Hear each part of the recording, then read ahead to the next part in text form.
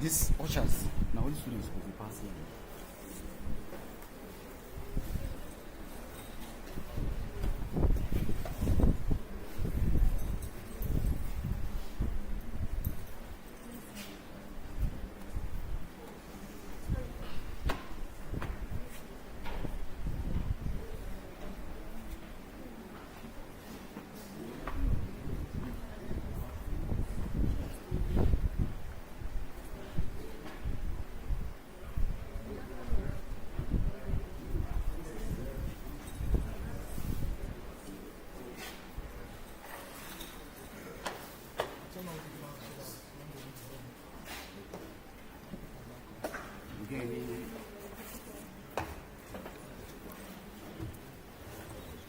Go online and check. Go online and check. I don't keep this one here. I don't get money for this one. I also the owner. Jude, take me money, come on. Help me first. I know see him also is supposed. Okay. You want to see your one? Maybe when you see the aim of nothing with a it. long time. That's how I know. It's not like theater.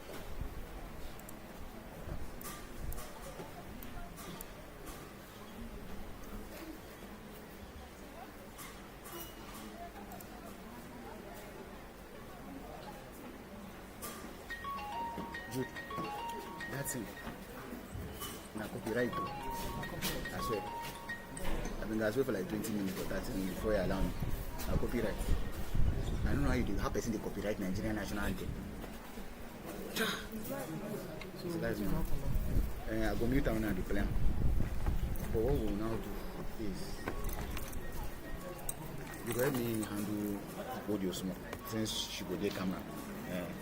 That is not meant to be there. Now wahala. You don't snap VC and people.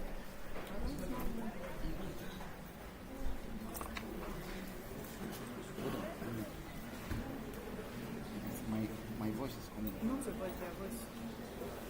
Their own voice.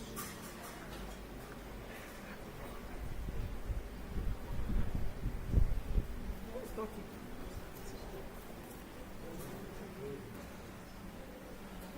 Is it free?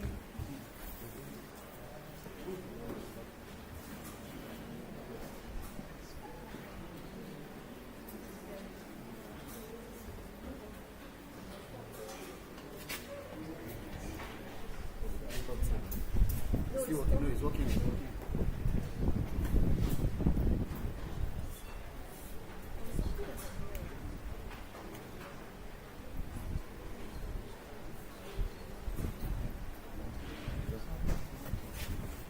Okay, it stops now. The voice stops. It's just background. Good morning, ma'am. Good morning.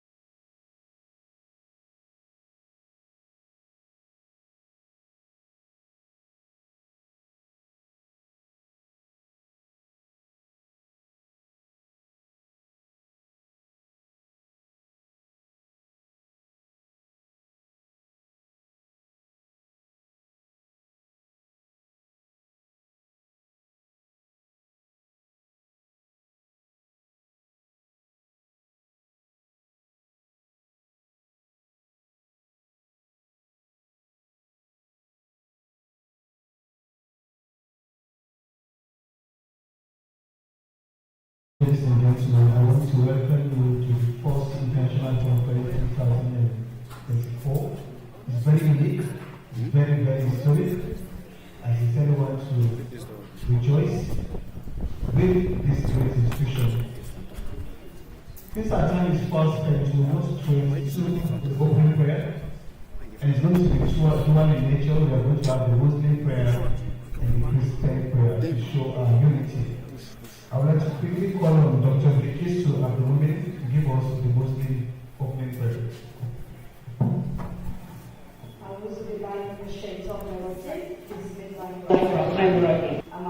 Assalamu alaikum wa rahmatullahi wa barakatuh. In the name of Allah, the most beneficent, the most merciful, may He be our guide all through. Bismillahirrahmanirrahim.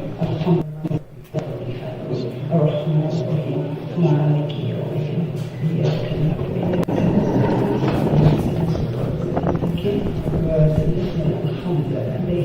There is no Dobby alayhim wa radawahum. May Allah accept our prayer. Quickly, Dr. Emmanuel Asman for the Christian version. Shall we pray in Jesus' name? Father, thank you for today.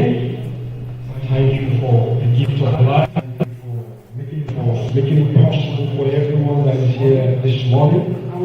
And we want to thank you particularly for the visionary of this great institution, the chief himself, Simon Wankacha. I thank you for his life. Thank you, Father, for your heart to continue this very institution this for us. Father, take all the glory in the name of Jesus. We bring this program before you again, Lord. We ask that the purpose for it shall be accomplished. For everyone that has come for this program, Lord, we pray. When it is time for them to go back, we will take them to their various destinations, safe and sound, in Jesus' name. Come and start with us and lead us to the end. For in Jesus' mighty name we pray. Thank you very much. Please let's put your hands together for the prayer sessions we don't have. Now that you've committed everything to the Almighty God side, I believe this event is going to be super successful. Quickly we go to the national anthem. I call it the old new national anthem. Okay, done?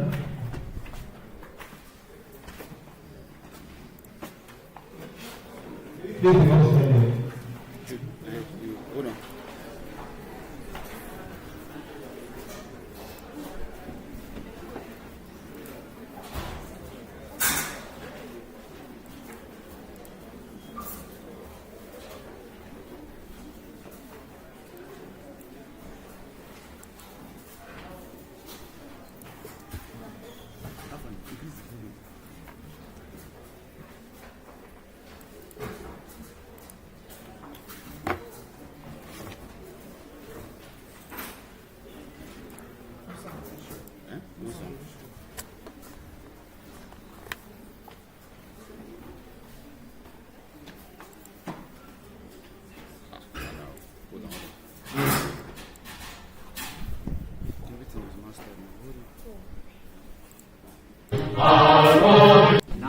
Nigeria, Nigeria, we hail thee, our own dear native land.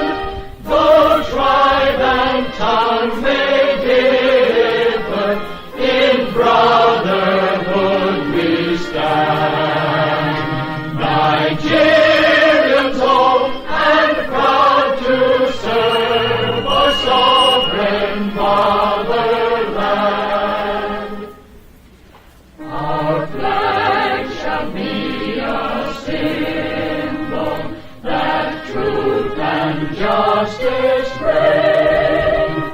In peace or battle honored, and this we count as gain. To hang on to our children a banner without stain. O God of all creation,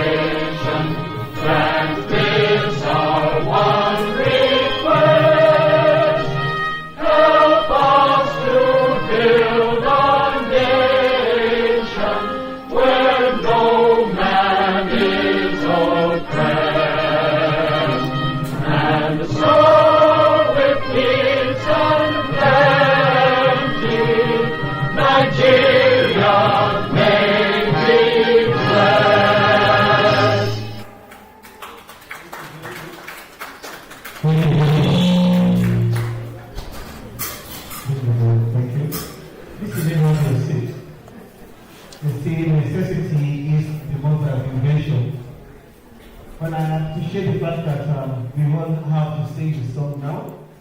And it's important that we learn this song, especially to the old and upcoming generation. Distinguished ladies and gentlemen, I want to welcome you to the fourth international conference of this wonderful university, Greenfield International University. I want to quickly acknowledge the presence of my big brother, my senior, as well as my mentor, talking about the Commissioner of Education, Youth and Sports Development, Professor Ben, who will please put your hands together for me. Professor Ben is an activist, academics, a man of great service. Prof. once more is nice seeing you, and we're impressed with the work you are doing for Governor State generally. Quickly, I also want to acknowledge the presence of one man that is a visionary. I will talk more about him before he comes to give his good message. He's no other person than the Pro-Chancellor of this great university. Students, I hope you will give him a rousing ovation when I call his name. He's no other person than Engineer Chief Simon Ifediola Nwakacha, the OA of Ignore, and the Pro-Chancellor of this great university. Please put your hands together for him. Thank you very much. It's nice seeing you, sir, for the first time. Also, I want to acknowledge, humbly seated here, a man I respect so much. I'll talk more about him. He's our father also, and a man who has always been close to me for more than 20 years. He's no other person than our Vice Chancellor, Professor John Ayelowo. Please put your hands together for him. You know, the Vice Chancellor cannot work without somebody by his side. He's the Chief Administrator of this university. Please put your hands together for Malam Muhammad Bashir, the Registrar of this university. I'm sure the students know the Registrar. Do you know the Registrar? Okay. Thank you. I guess he's also been administrative. I want to also acknowledge the presence of the acting university librarian, Dr. Gani, my sister. Please put your hands together for her. We have also with us one of our presenters here, a man I say for the first time, I know is a man of knowledge. He's going to be giving us a lot. This is the lead paper presenter. Is no person than Professor Aliyu Rafi.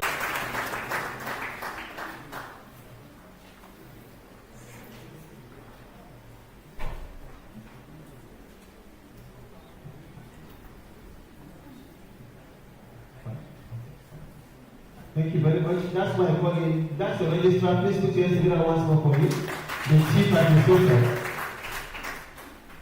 I sincerely want to apologize that I omitted the name, but thank you for bringing my attention to that.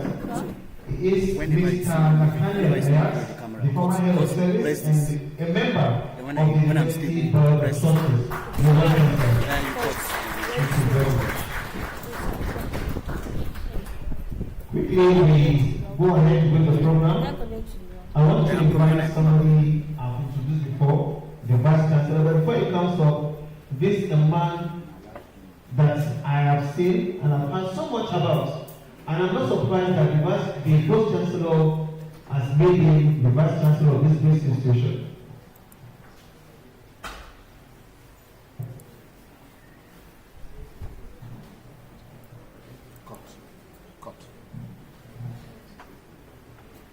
Okay, he is the Vice Chancellor of this great university.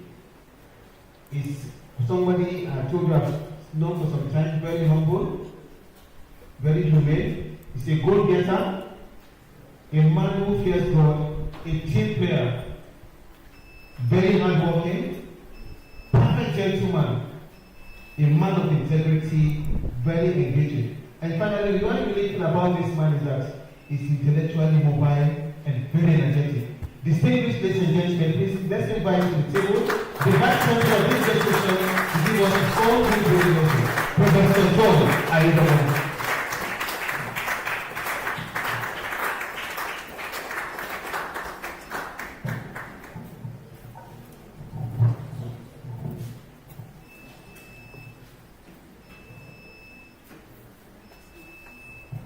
Thank you very much. Can you please see? I want to sincerely welcome each and every one of you to the first international conference for the Faculty of Social and Management Sciences of the Greenfield University. The Chancellor, sir,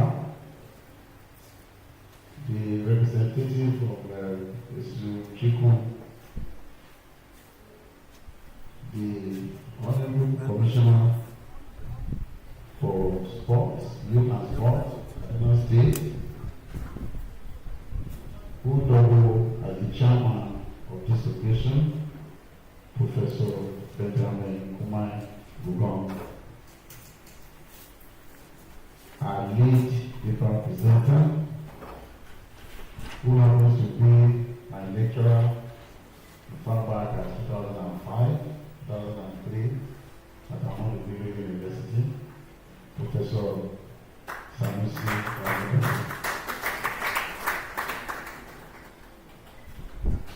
All professors present, esteemed colleagues, esteemed guests, honored participants, men and women of the press, good morning. It's my pleasure to welcome you to this very international conference among the sciences of the Greenfield University. This momentous occasion marks a significant milestone in our institution's commitment to fostering interdisciplinary dialogue and collaborations in the pursuit of knowledge. As we gather here today, we are reminded of the profound impact that social and management sciences have on our understanding of the world and our ability to shape its future. The social and management sciences are the foundation upon which we build our societies, our economies, and our everyday way of life. To provide us with tools of analysis in this world of complexity. We identify problems, we analyze problems, and at the same time we offer solutions to the world challenges. The Greenfield University is proud to anchor this conference today, which brings together scholars and experts from around the world to share their research, insights, and experiences. We believe that this gathering will not only facilitate the exchange of ideas, but also inspire new perspectives, spark innovative and foster meaningful connections among all participants. Throughout the next few days, we will engage in lively discussions, debates, presentations that will explore the most pressing issues of our time. From the contemporary issues of the economic reform in Nigeria, politics, information technology, to security and climate change. We will delve into the complexities of our Nigeria and seek to find solutions that benefit all humanity across can do. As we embark on this intellectual journey, we are reminded of the importance of collaborations and mutual respect. That is why we have cyber security, geographers, we have engineers, we have several people that are presenting papers in this conference that will lead to engaging issues across the world. We recognize that the social and management sciences are a global endeavor, and that our collective knowledge and expertise are essential to addressing the challenges that we face, such as economic recession, which is biting hard at every household, especially in the global south. In conclusion, I would like to extend my warmest welcome to each and every one of you, the Chancellor, the visionary of this great innovative university. Please can I have the round of applause for the Vice Chancellor? We are honored to have you here from across the globe, and for some of you that are watching on the net,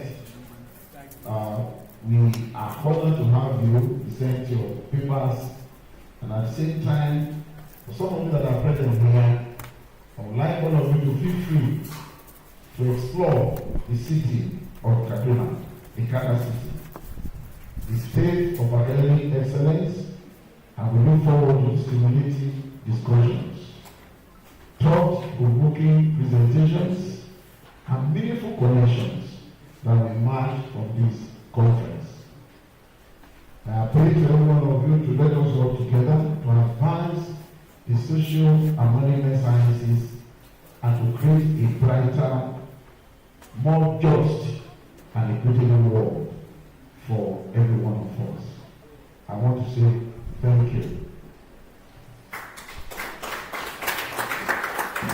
Please put your hands down for our amiable Vice Chancellor. The one is for me, please. Thank you very much, sir. While the Vice Chancellor was giving his speech, we forgot to also acknowledge the presence of Dr. Valentine Wakacha, the son of our founder and the Dean Faculty of Science and Technology. Please put your hands together for him.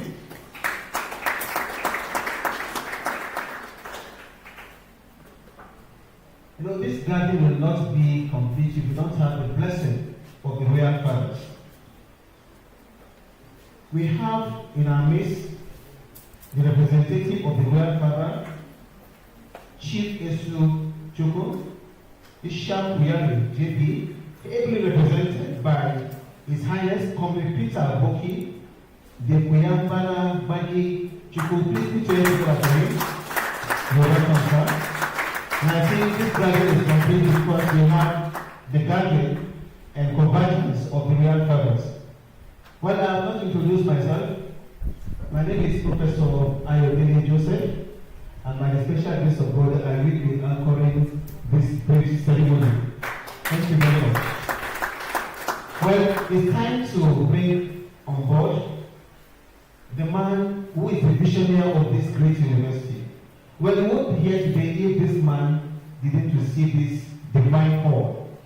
I've heard so much about him, and I have the privilege to meet him today. He's a strong man, very, very dogged.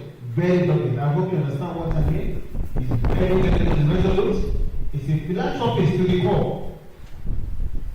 He's an achiever by excellence. If you are going towards Abuja, you know what I mean. And see how God has used him to bring us to this place. He's a goal-getter. And one unique thing about this man is that you understand the trajectory of university management. There's a university that would have gone down the drain after going through the problem this university went through. But this man refused. And he said this university must stand. Distinguished ladies and gentlemen, because I don't want my elder to restrain his voice. I hope you understand what I mean.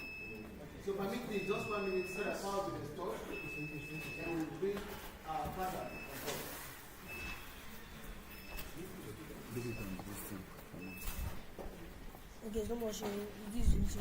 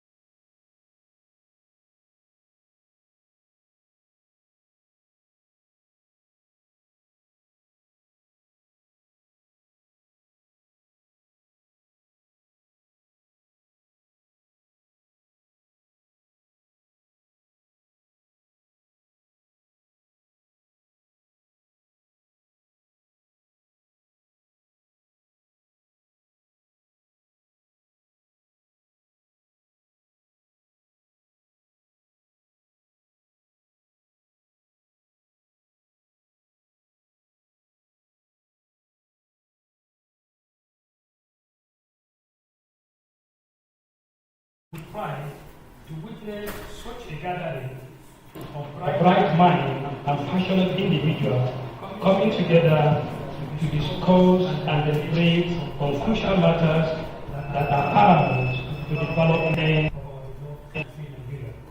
of the country. In today's rapidly changing global landscape, the importance of addressing contemporary issues cannot be overemphasized. From economic challenges to social disparity and from technological advancements to environmental sustainability, there is a multitude of factors that shape the trajectory of a nation's progress. It's heartening to see this conference focus specifically on pathways to development. We all recognize that a strong and vibrant economy is the bedrock upon which a prosperous society is built. Through insightful discussion, robust debates, and collaborative efforts, I am confident that this conference will pave the way for innovative solutions and actionable strategies that can drive Nigeria towards sustainable economic growth. I'm also delighted to witness the dedication and commitment of the Faculty of Social and Management Sciences in organizing this event. Their relentless pursuit of academic excellence and their passion for intellectual discourse are truly commendable.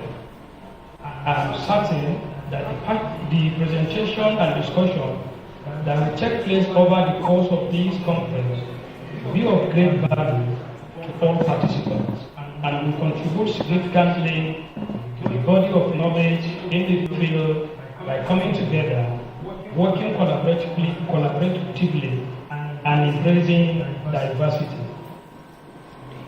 Distinguished ladies and gentlemen, to all the esteemed speakers, I extend my heartfelt gratitude for sharing your expertise and insight with us.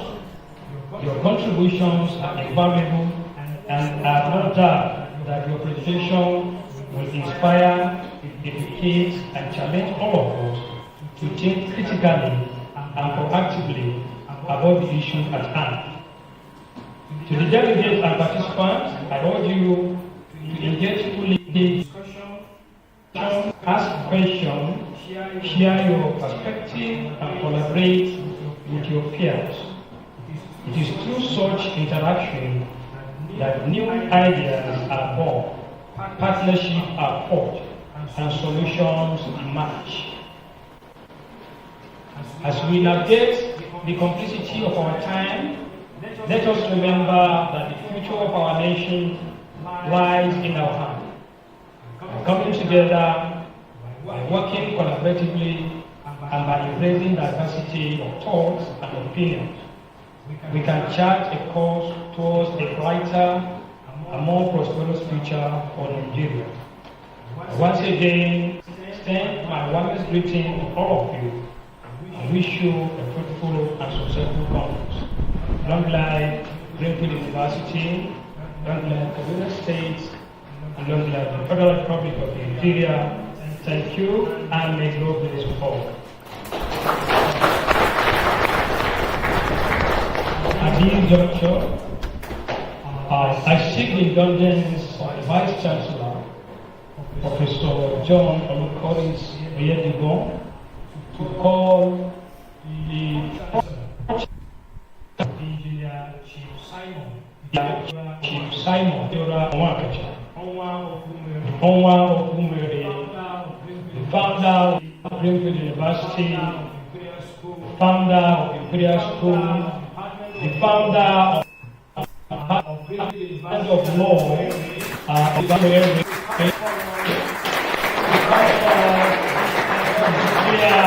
this conference up. Mr. Protocol.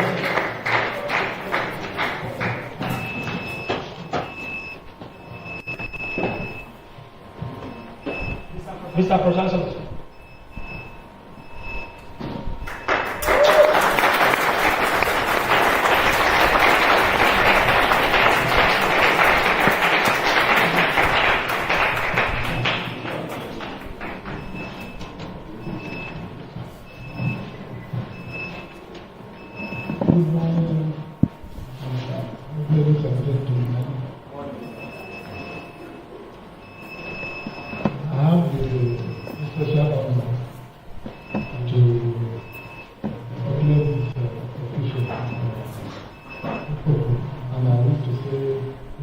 only of God, and the benefit of mankind, and in general, and in particular. Chief Simon, the federal officer, the chancellor and founder of Greenfield University, the International Conference.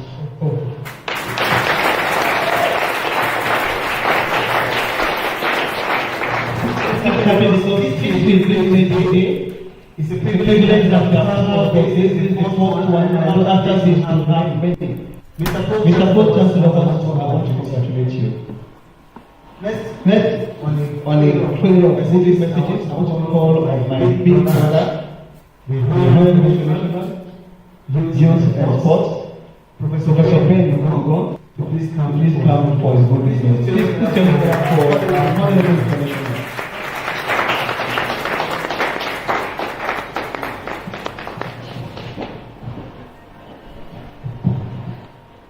You want to pay homage to our fathers? Thank you. Please, you want to come down for me? The Vice Chancellor of this great university, the person of Professor John Ayedogun, the founder of this university, Engineer Chibumakocha, my colleagues that are here seated, the representative of the Chukwu, my very good friend. It is my singular honor this morning to be here, to be part of this history that has been made today. I, as a classroom teacher that delved into politics, but I will never forget my best. In a professional, I go to the class and still teach on the weekend. So I value what the academia is doing, and I want to commend the organizers of this conference for doing what they are doing. There wouldn't have been a better time doing this issue, especially on the topic that is being looked at, going to be discussed over the few days of this conference. The topic contemporary issues in Nigeria, public economic development, is apt. Particularly at a time like this in this country where we know that life is difficult. While we know that the Nigerian Labour Congress is on strike, while we know that negotiations are on, it's time that we begin to provide solutions, even as academics, to help the government to move.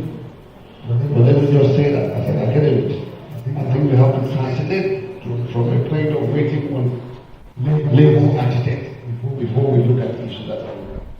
There are economists that have adopted a systematic way of doing things.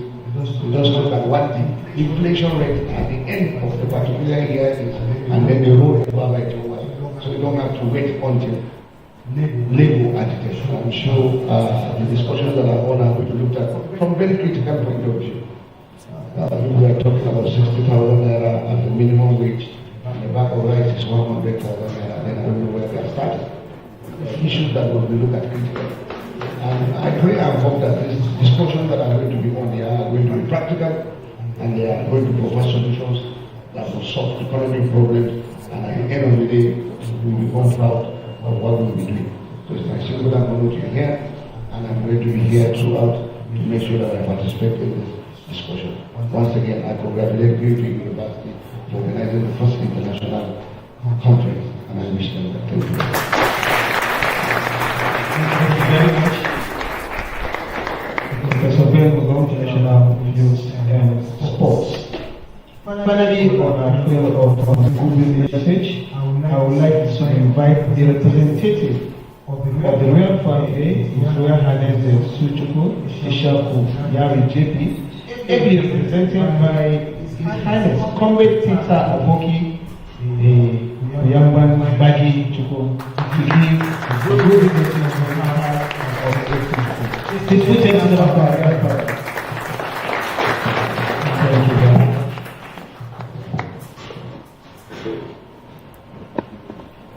Please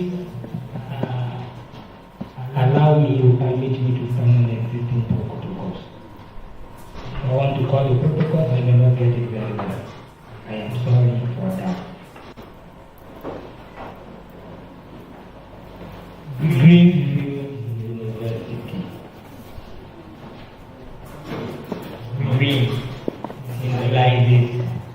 vegetation. And vegetation, in another way around, symbolizes food. And without food, you cannot survive. Whoever is the brain behind Greenfield University, this should be celebrated.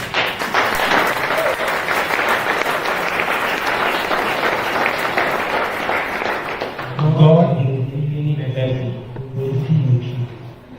You will finish well. Your children will finish well.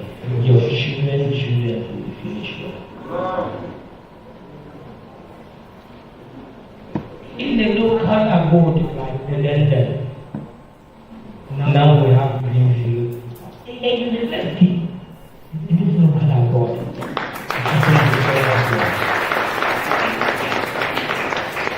We face challenge then. We face challenges then when some of the students were adopted, but God brought them back home well. Thank you and thank the state government and the federal government for what they did to ensure that they were back. God will bless you too. I am here, my name is Comrade Abutu. You can call me Peter Abutu. I've seen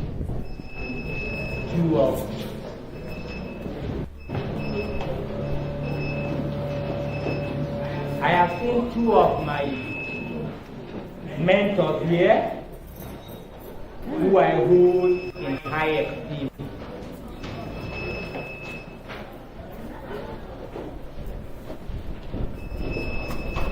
Professor James, he's professor now, I don't know. Professor John, I call him Professor John Ali. Please stand to be recognized.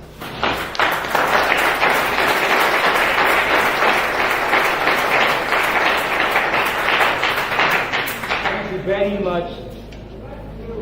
I remember when I was still tender, and you profiled yourself from some of those schools you've attended. I was still doing HND. Though I finished HND before I came for another HND again. I did 2 HNDs. And I did 4 national diplomas. And now 3 PGD, and now 3 masters.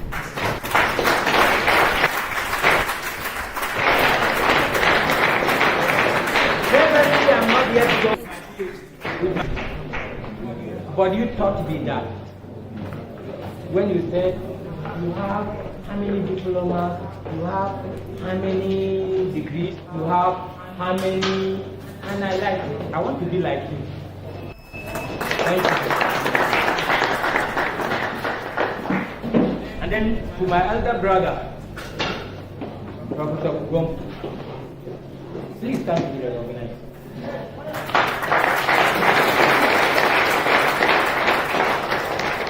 The government did not make any mistake by making you a commissioner. It's only that there was a little mistake. You have been better, you will have been given a better portfolio. I look forward to one day in the federal government. After that, I want to extend His Royal Highness appreciation to you. We are so glad. We are very proud of Greenfield. I know if we don't do His Royal Highness in your son, do you know?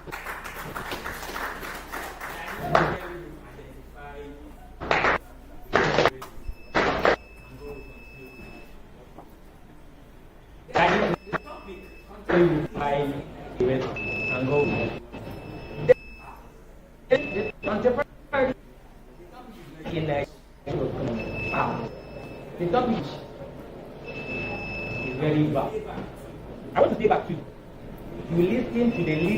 paper presenter and the keynote speaker. Maybe I may learn something from it. But the topic is very huge.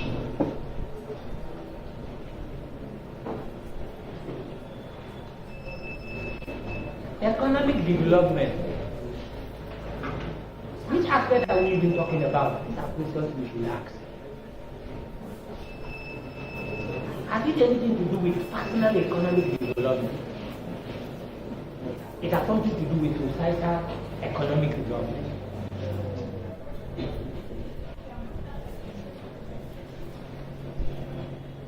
Whoever is here today, I know one way or the other, you are suffering from one thing in your mind. That has something to do with economics. Some of what I hear today, you cannot even tell exactly how you came here. You cannot tell exactly how you're going back. You cannot tell exactly how you go to eat. These are questions that we continue to ask ourselves and ask no more.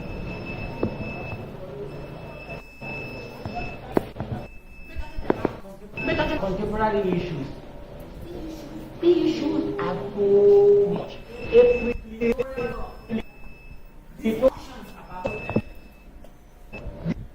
About what is even contemporary? Even talking about the issue of flight. About the issue of flight. Are we talking about the issue of free food that grows up? I bought beef on Friday. But here, I'm buying back again. Mudu by Mudu. If you know you are from Iowa, you know what we call Mudu. Mudu by Mudu. I bought 200 naira in Marabarido. And I went to Monday, day before yesterday, and they said it's 2.4. Today, this morning, they told me it's 2.6. Where are we going? It is high time I call all of Nigerians to speak out. We are dying silently. We are dying silently. Let us speak out and save our own generation. And save the generation yet unborn.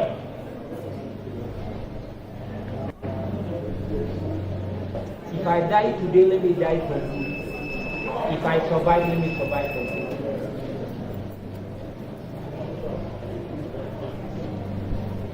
Those who are from the academy are here, please.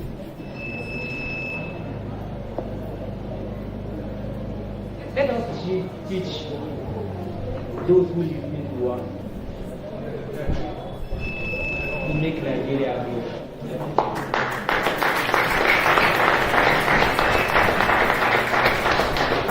Our latest anthem in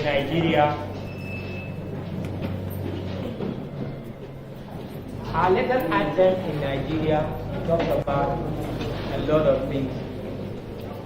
But I pray there's something about the anthem that I hold there. The banner. The banner. The banner. Do not use it.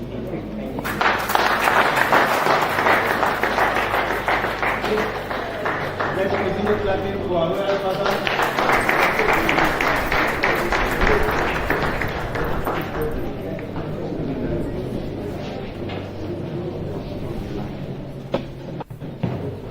Thank you very much. Thank you very much for such a provoking speech. Very good. Heavily loaded. God bless you, sir. I appreciate you. While our real father was giving the speech, my big sister from another father walked in talking about procurement.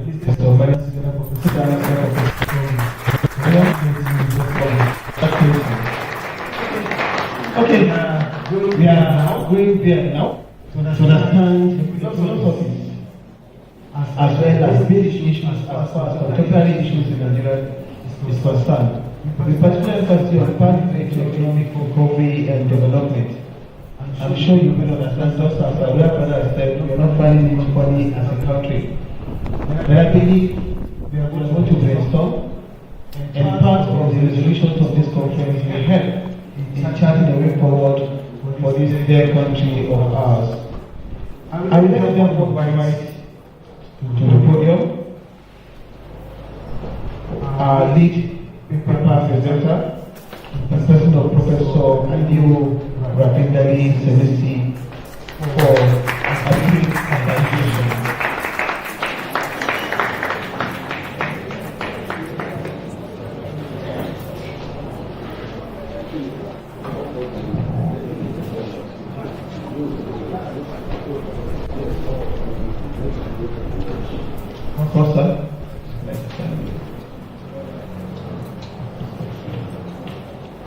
I'll take a brief presentation as the studio gets set for my slide. Professor Adim Rapindali Senesi is a distinguished economist and academic who has made significant contributions to the field of economics. Born and raised in Nigeria, he pursued his passion for economics by obtaining his bachelor's and master's degree in economics from Ahmadu University in Zaria.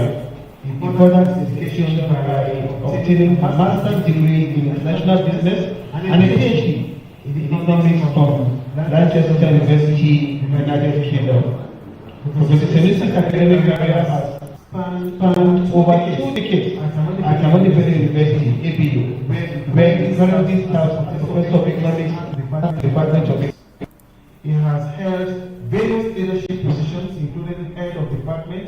He has various positions head of economics, the dean of the ABU Business School. He also serves as the director of the National Center for Excellence for Rural Entrepreneurship, ITEREE, as well as non-executive director of Technology Research and Training and Institute for Development and Research and Training. In addition to his academic and administrative roles, Professor Senesi has actively engaged in research and mentorship.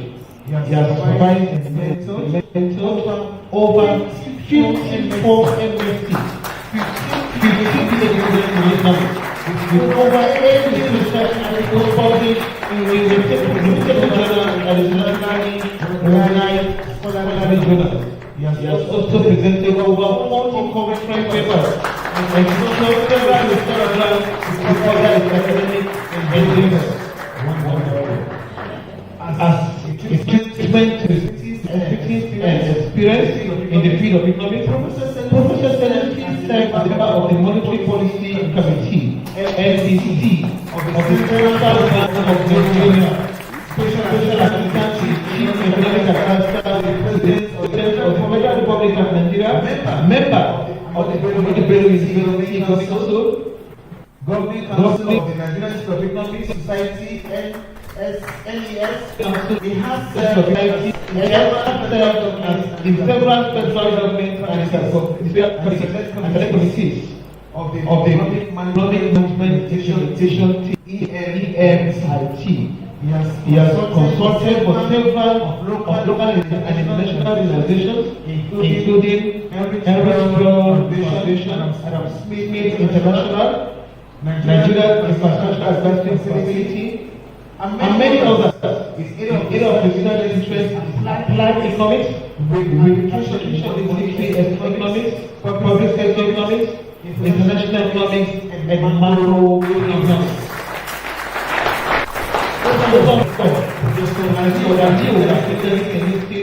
Dedication to academia, research, and mentorship has qualified his reputation. Distinguished ladies and gentlemen, I present to you our lead paper presenter, Professor Rapindali Senesi.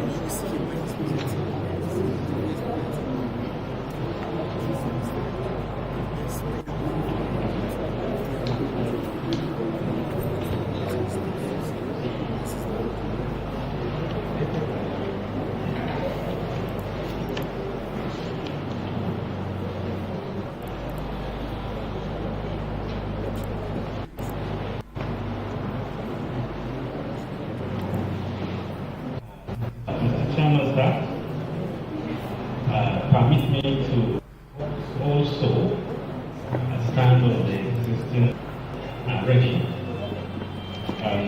Let me introduce my collaborator,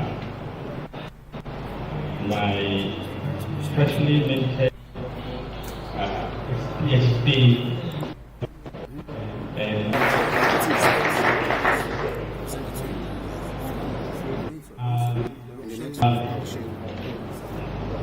let me start by talking about motivation, how we conceive this whole, how we see this whole, the theme of this conference, and as the representative of SU said, this topic is really vast.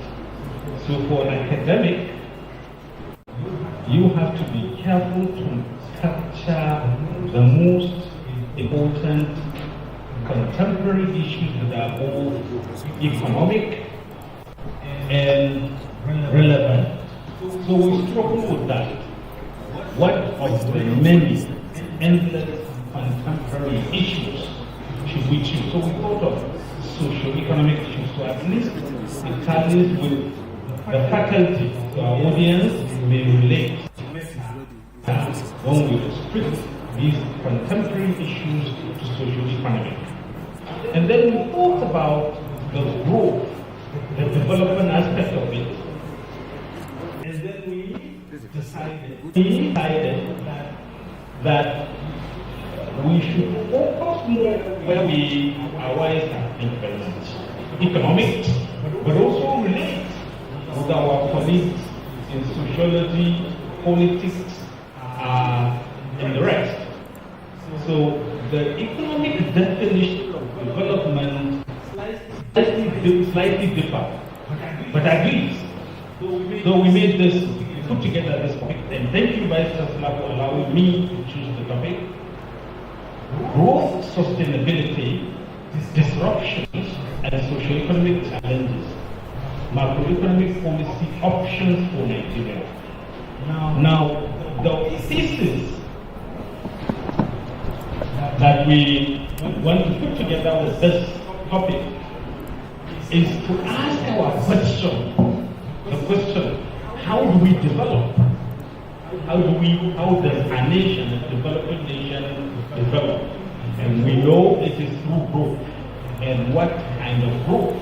And then we said, a quality, inclusive growth that raises the well-being of the people. And then we asked ourselves, has Nigeria ever had that kind of growth?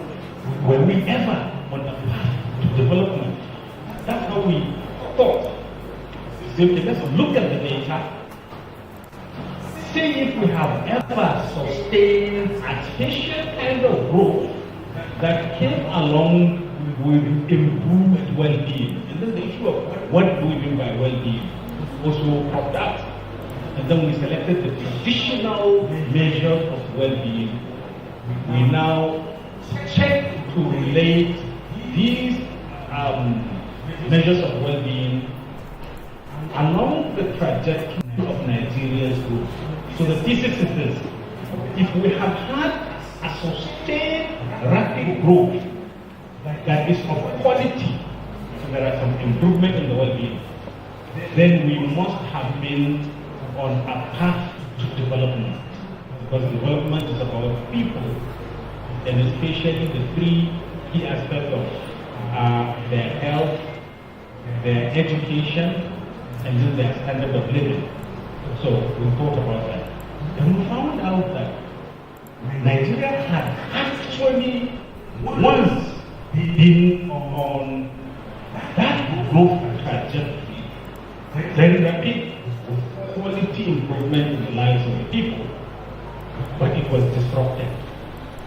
That's what we discovered looking at the data. That growth lasted from 2000 until 2014 when it was disrupted. And then we now say, okay, let's look at what were the characteristics as far as the socio-economic issues are concerned during the period of that quality growth and the other period when we had low, abrupted, disrupted kind of growth. So we look at the data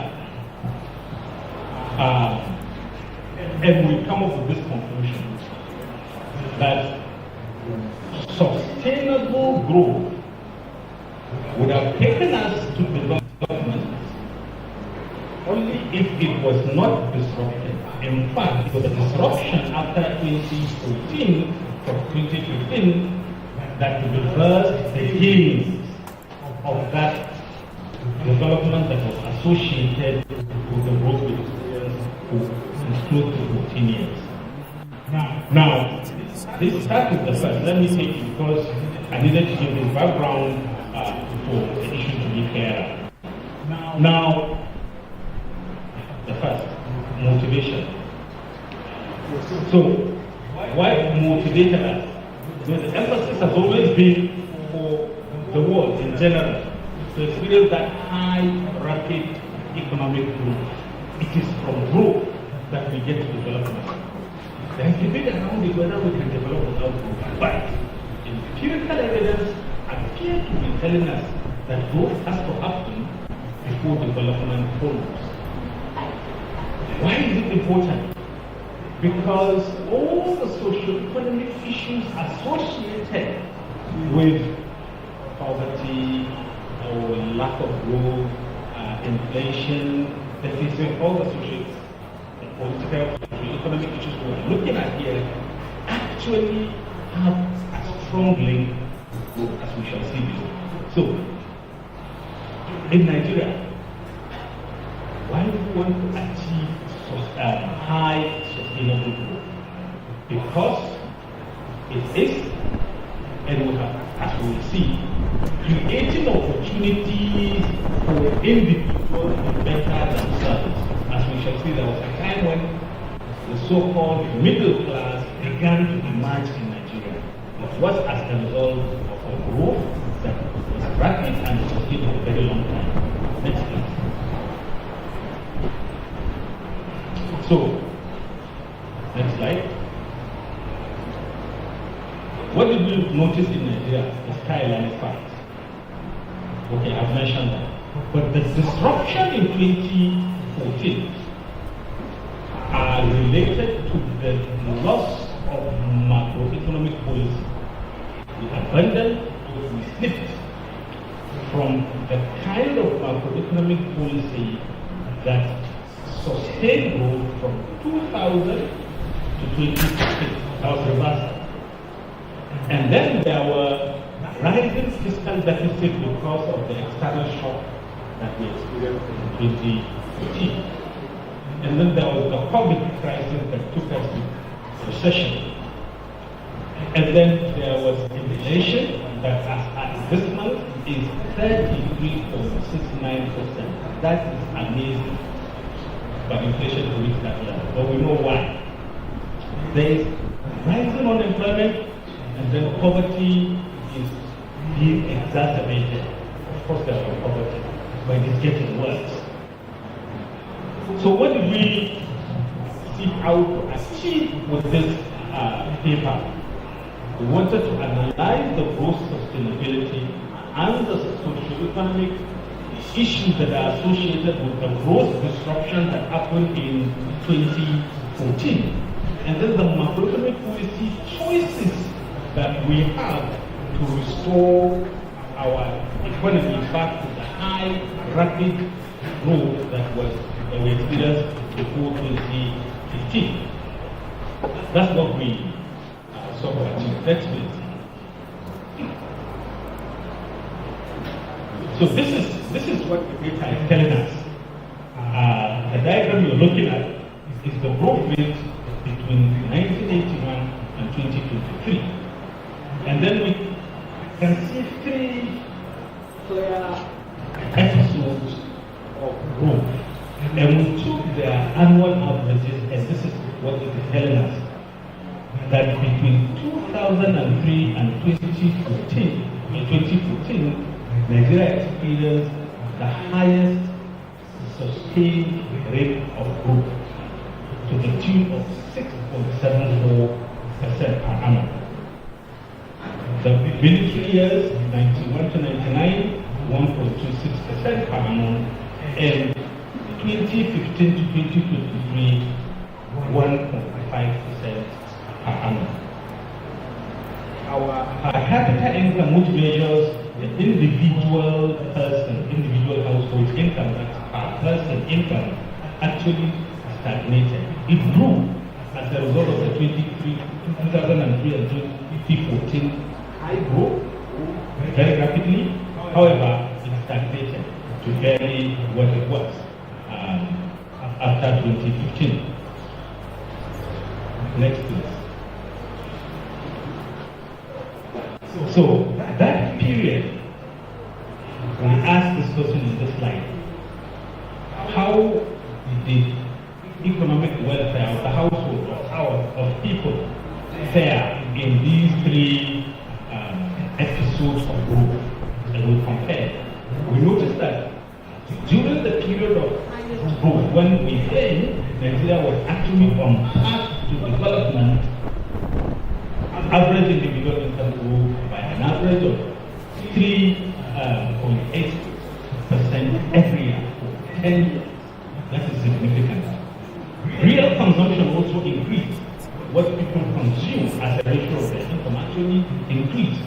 That's a symbol of emerging middle class. And then inflation was lowest. Cost of living was reducing during that period. And the economic misery, which is the sum of inflation and unemployment, was also the least during that period. So we compare what other indicators, these economic indicators, say in another way, see that the fare was a 3.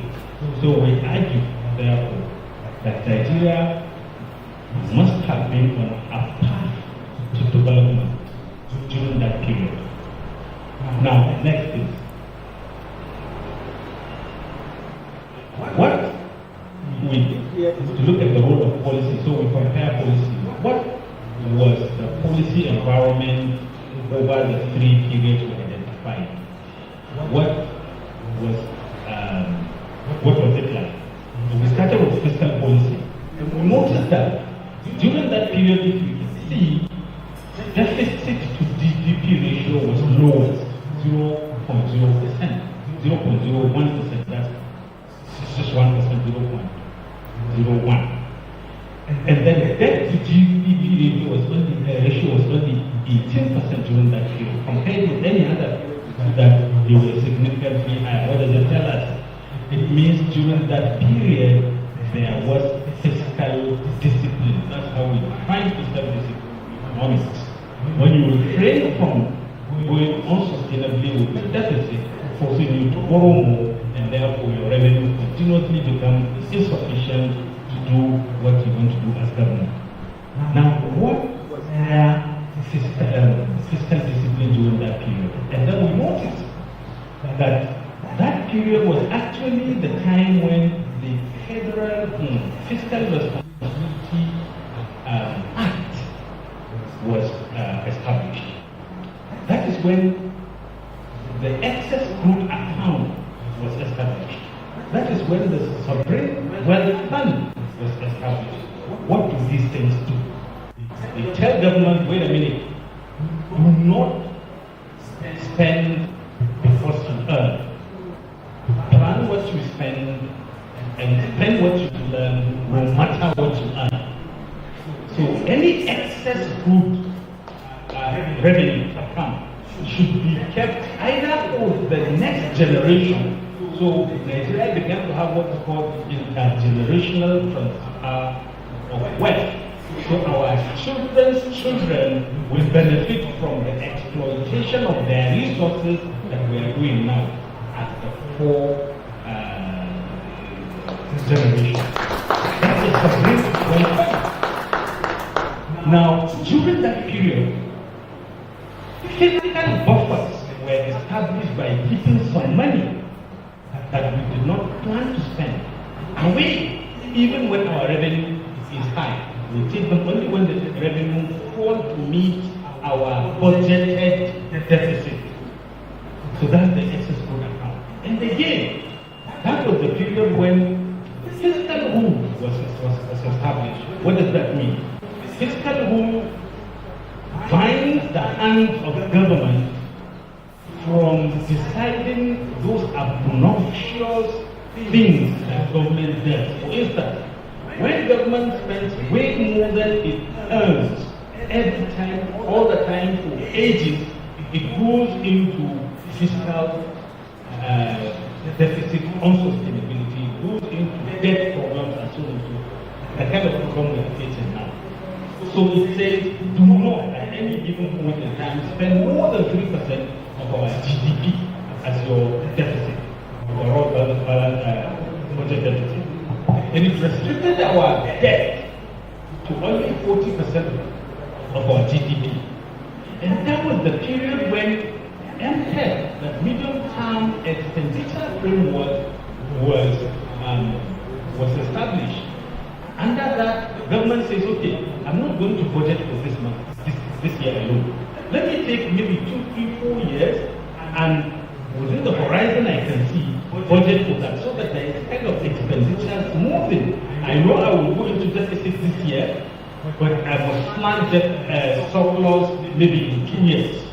So that within the fiscal cycle, there are both surpluses and deficit, because if you have deficit all the time, it means you can never ever pay your debt. You use your surpluses to pay your debt. So that fiscal framework forces government to run a medium-term expenditure strategy.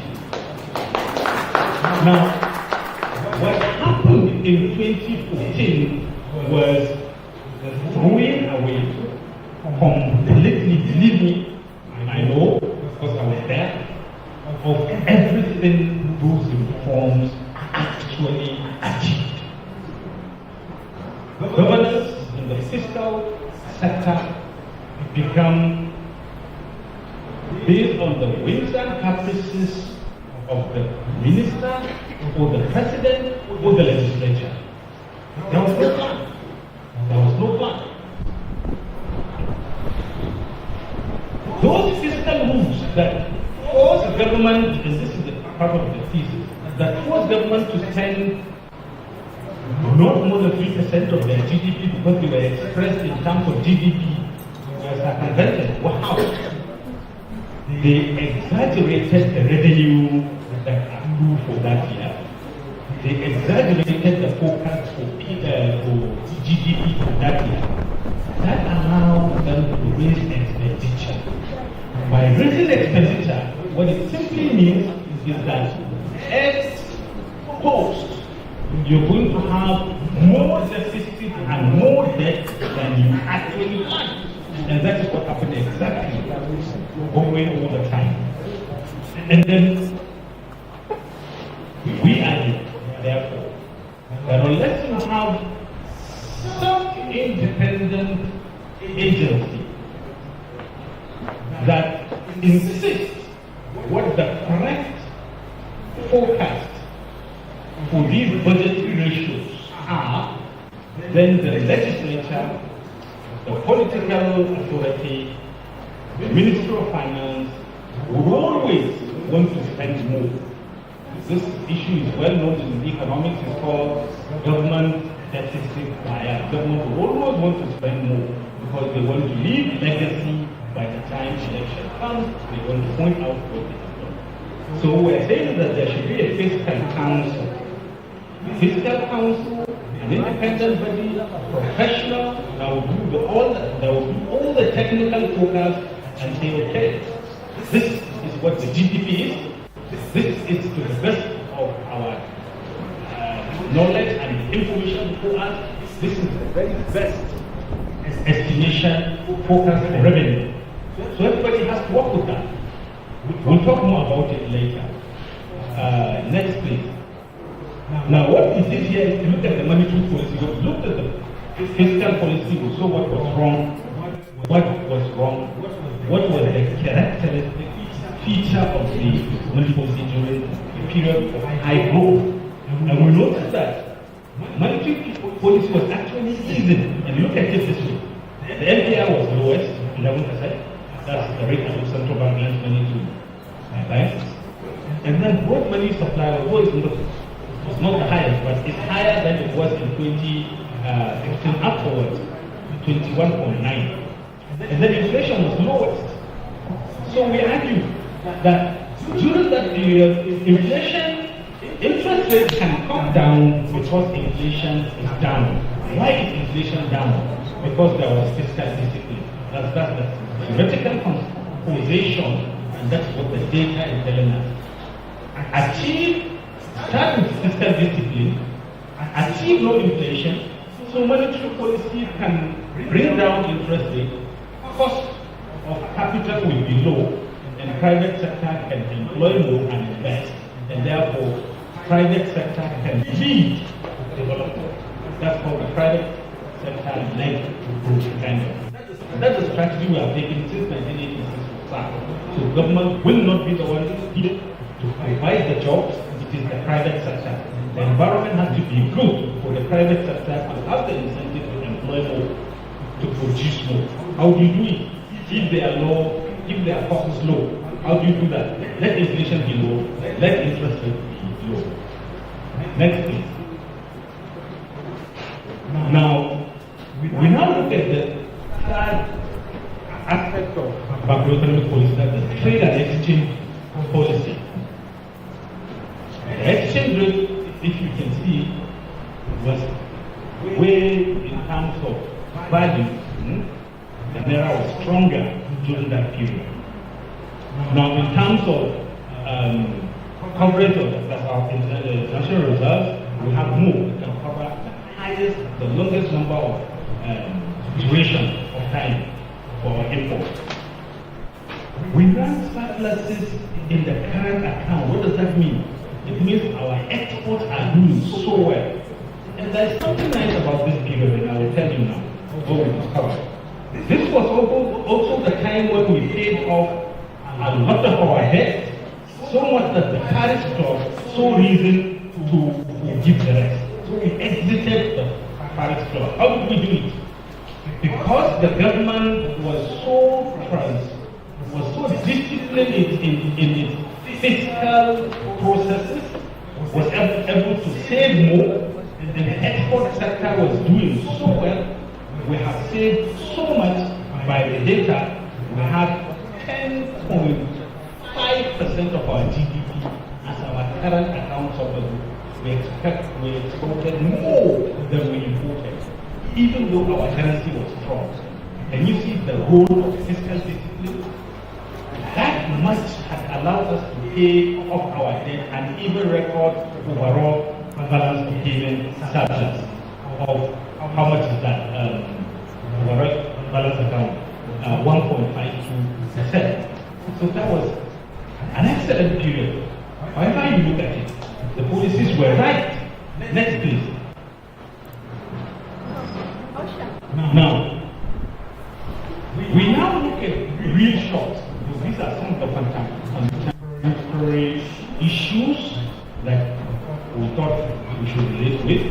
For instance, what was the labor productivity, what was labor compensation, and what was the employment what was the investment ratio over these 3 periods. Periods of highest growth appear to have the highest productivity and then the highest labor compensation. So wage, minimum wage, if you compare to what it is today, it's actually higher during that period. So labor can be more productive. Living wage. Yes. So growth may be higher despite declining investment when factor productivity. Now, this is the point we were trying to make there. If you look at the diagram, the first figure, you have the green in the orange. It's almost 45 degrees in terms of rising. So that is the factor productivity of labor. Labor is so productive during that time that even when investment was falling, that's the blue. Can you see? Investment was falling, but we were still producing more output because labor was being more. Now, that is some of the beautiful things about sustaining high economic growth for a very long time. Next slide, please. We look at the nominal shocks. So these are issues of inflation, issues of exchange rate, issues of petroleum subsidy, if you like. What were their status during the 3 periods we identified? Very low growth and very high growth. And it shows that during that high period of growth, Naira was stronger and inflation was lower. And it also said prices, that fuel prices were mostly not rising as fast. So there were no frequent removal of subsidy in court.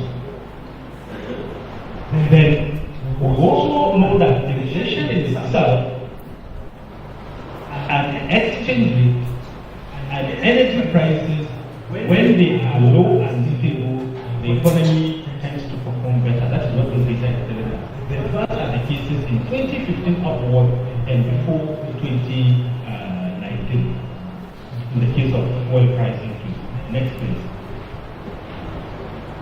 Here, we also look at, these are also contemporary issues. We look at governance, quality of governance. We look at corruption, and we check how they fare during the 3 periods that we identified. And we noted that, in fact, governance did not even matter for growth. So we cannot discern whether high growth period had better governance indicator, except that regulatory quality was very, very important. What does that tell you? It tells you 2 things. One, that governance is nothing but ability to have quality regulation, not more than that. And 2, that during that period, private sector was leading growth, because that's what the private sector wants, quality regulation. In economics we say rights to property, right? Property rights. Now corruption is clearly by the data associated with the growth episodes. The least corruption was recorded during the 2003 and 2014 when growth was highest. In fact, worse during the 20 growth disruption, 2015 upward. Next please. Now, we compared elections because we noted that it was important, like political cycle, and then with economic misery and how they fare during the period of this growth episodes. We discovered that every time there were elections, major growth disruptions happened. Just look at the figure. And then we also noticed that economic misery, that is unemployment and inflation coming together, appear to be lowest when elections are approaching. What does that tell you? The politicians do their best to provide employment and reduce inflation as elections approach, so they can. So it is also disrupting for growth. What we want is stability for a very long time, rather than anything coming to disrupt growth from its trajectory. That's how we achieve development. Next. We also look at insecurity. One of the contemporary issues. Economic uncertainty. Of course, there can't be investment with economic uncertainty.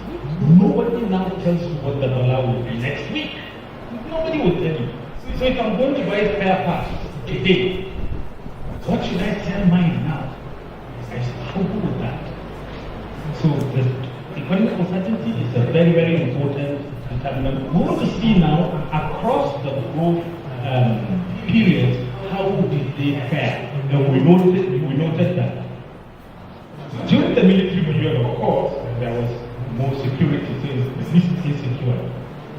And then we noticed that in 2023, 2024, we have better security than after 2015. So 2015, you see the cluster, how all the measures of insecurity go up during the year. And the first one in the orange, and the next one in the green. Yeah. So by all measures, the period when growth was disrupted because policies were thrown big, there worse.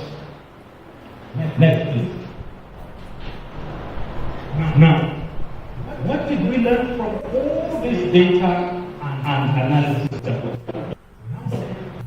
There was one reason why growth the first place was disrupted. Nobody will tell you that whatever party, whatever politician, president, nobody tells that whatever president, no, it's policy. There are basic policies that are constantly decaying. If I can imagine market, no election will come and cheap. That no will come and cheap. So they all agree about one thing, for instance. We want the growth. That should be an agreement whether you are in HDPP or LP. That should be an agreement. We have made that decision in 1986. No country has developed government vision. No, government should provide the necessary environment for the private sector, get the incentive to employ more. What we want is rising supply of entrepreneurs, people who put capital and labor together so that they can absorb our graduates. In the UK, who is talking about working for government? In the US, who is talking about working for government? In Canada, where we fly to, who is talking about working for government? Check it. In China, who is talking about working for government? Government doesn't and sustainably provide job. The negotiation is going on with labor. Somebody raised this point. How can we pay 600 and whatever to 1.2 million people? They will take so trillion, blah, blah, blah. He said what he said. You see the problem? The problem is because government refused to allow the private sector to lead employment. In the first place, what would you do to lead, to allow the private sector to lead employment and growth and development? It's by not disrupting that you have seen, provide the stability, the certainty, the low cost, everything we have checked, strong currency, very strong currency, and so on and so forth. Do that. Why should that be different if the next election comes? It shouldn't be different. This should be the work for permanent secretary down. The bureaucrats should be running this, not the politicians. There are issues that politicians can change, but they should not matter for the private sector. They should not. They should not discourage investment. So what do we do that? They say, all right, the reforms Obasanjo did. By the way, Obasanjo's reform were faithfully implemented because he owned it. And this minister was the one who designed it. So they believed in them. So they watched every step and implemented it. So even when there were holes in the framework, the institutional framework, they would still work with it. They would not exploit the loopholes. They would try to close it. Now this is what happened after 2014. A loophole was discovered. It says 3% of GDP, no more. 40% of GDP, don't go. How did this circumvent this way? They say, okay, we want to spend more. We don't care, but we want to spend more. They now say, okay, how do we increase the expenditure without violating the rule because it's illegal? They will now say, okay, why don't you increase the GDP figure? The denominator. Once you raise the denominator, once you raise the numerator without changing the ratio, the numerator changes this. DG, you told me. But you remember, of course, what happened to the 1990s? They did not change the benchmark for oil price. They would not. It was only one conspiracy project. That is their nature. That's politics. That's politicians. They have to deliver to their government. How do we tie their hands so that they are that decide what the revenue projections are, what the GDP projections will be? So if they want to spend more, once they take it to the National Assembly, we want to add more, and then they bring it back to the budget office, the top we achieve this, the budget office will be, let our forecast for GDP be 4%, when Central Bank was estimating 2.4%, World Bank estimating 2.4%, IMF 2.3%. I have seen it, I was there. The Federal Ministry of Finance, check your statistics, were estimating 4.5%. Why? Because they want to anti-violate the fiscal rules, the convention of the fiscal rules. A DT budget told me this. Honest discussion. Told me this. So this is what happens. And I'm passionate about it. And I'm advocating for it. And I'm putting together all the evidence that there is to tell this story. You have to insulate the economy from the up and down of political cycle. Soldier go, soldier come, allow the bureaucracy to run our economy. Let the politicians have the vision. They're experts. We spend a lot of money in every institution, every government agency, training people who have work from the point they graduated. Send them to training in different places. And then the politician will come and will decide that he will start them, not looking at how much is spent on them. Does that ring a bell? It's a contemporary issue. Central Bank has started how many directors? Middle headers start. Some of the brightest minds that are known in economics are in Central Bank. And some of them are sacked for no reason. So come on. What are we doing to ourselves? The bureaucracy should be left strengthened, equipped to run the economy. That is when the private sector can thrive. That is when more and better things will come to one. So what we are saying is that a fiscal council should be established, and this fiscal council checks that fiscal processes are done as technically correct as possible and within the law. That's what we are asking for. Next, please. It is not a new thing. Fiscal councils have been in existence right from 1945. You can see. And that is the number of fiscal councils that countries are creating from the year 1945 to the year 2021. Can you see it's increasing? So more countries are realizing the importance of fiscal councils in running their development agenda. Why not Nigeria?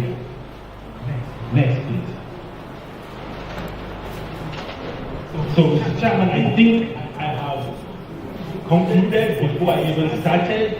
An argument is that these socio-economic contemporary issues were worsened by the growth disruptions that happened from 2015 upwards. And that we were once on a path to development, however defined, meaning our lives would have improved. The middle class that was built, that was created during those years, where are they now? They are you and I. We can't even afford a bag of beans. Why out? So I think it is important that we begin to consider what will stabilize our economy for the private sector to lead our group. Thank you very much. Let's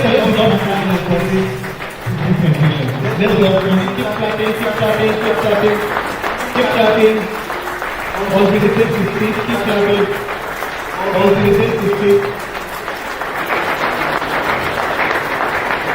Wow. This is wonderful. Wow.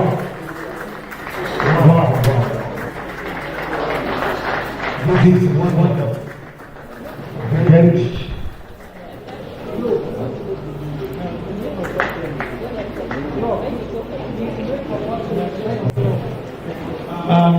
Our commissioner is about to leave. As well as our chairman.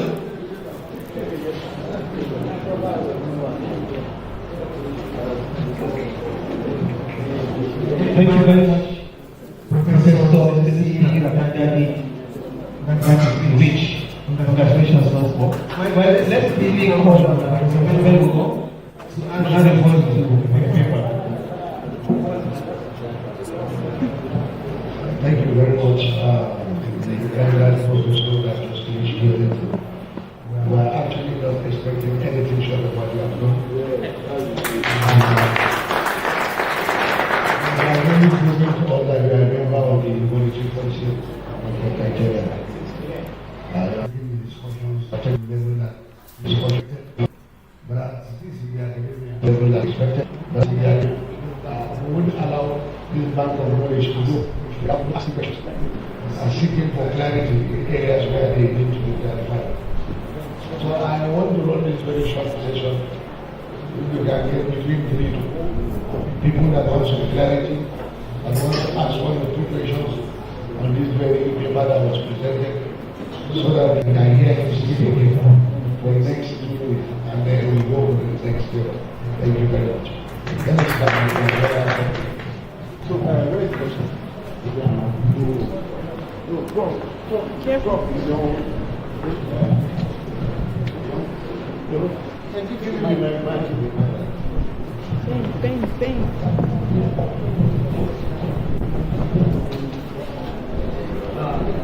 All protocols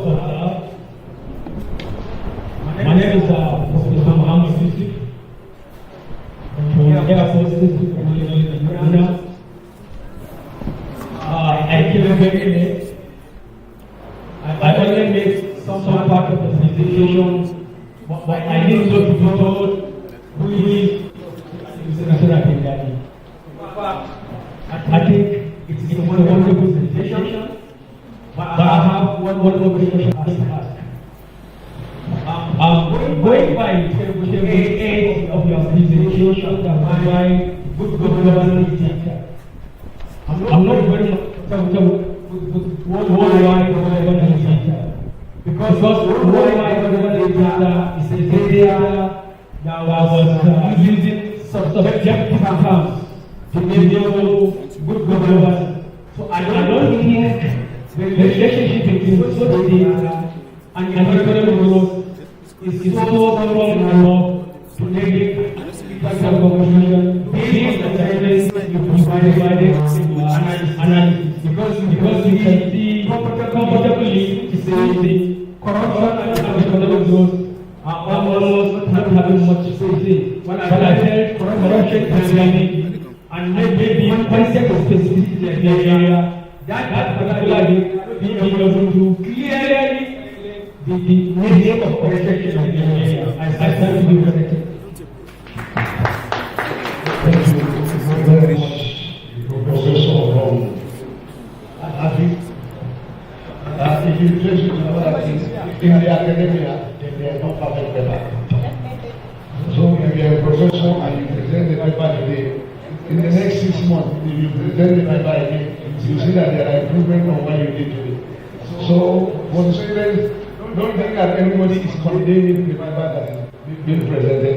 They are only trying to look at the possibility, seeking for clarity. He is seeking for clarity. The person who presented the paper will clear where he has doubt, or he will assess his solution. So that is the beauty of academia. You are students today, we are professors. Tomorrow, when we present paper, you can challenge our paper. Forget that we taught you. And that is the beauty of academics. That the teacher can become a student and the student becomes a teacher. Thank you very much. Okay. From Google, the able connection and I want to join the discussion. First of all, Prof. you just wonder. But then we always active every day so that it's going this is my idea. I was born in the class and I've been growing in the class.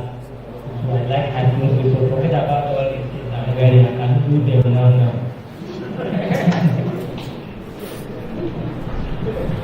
So I would like to know something. Maybe have your own idea. You talked about physical counsel. I've been listening to you very well. You talked about physical counsel for like 4 times. So what is your idea about physical counsel? And should it be by fear, executive fear? Or should it be by way of legislation? Secondly, you also talk about the living wage.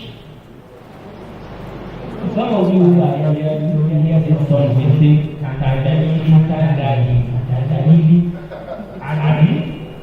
but what does it really mean? It's standard of living.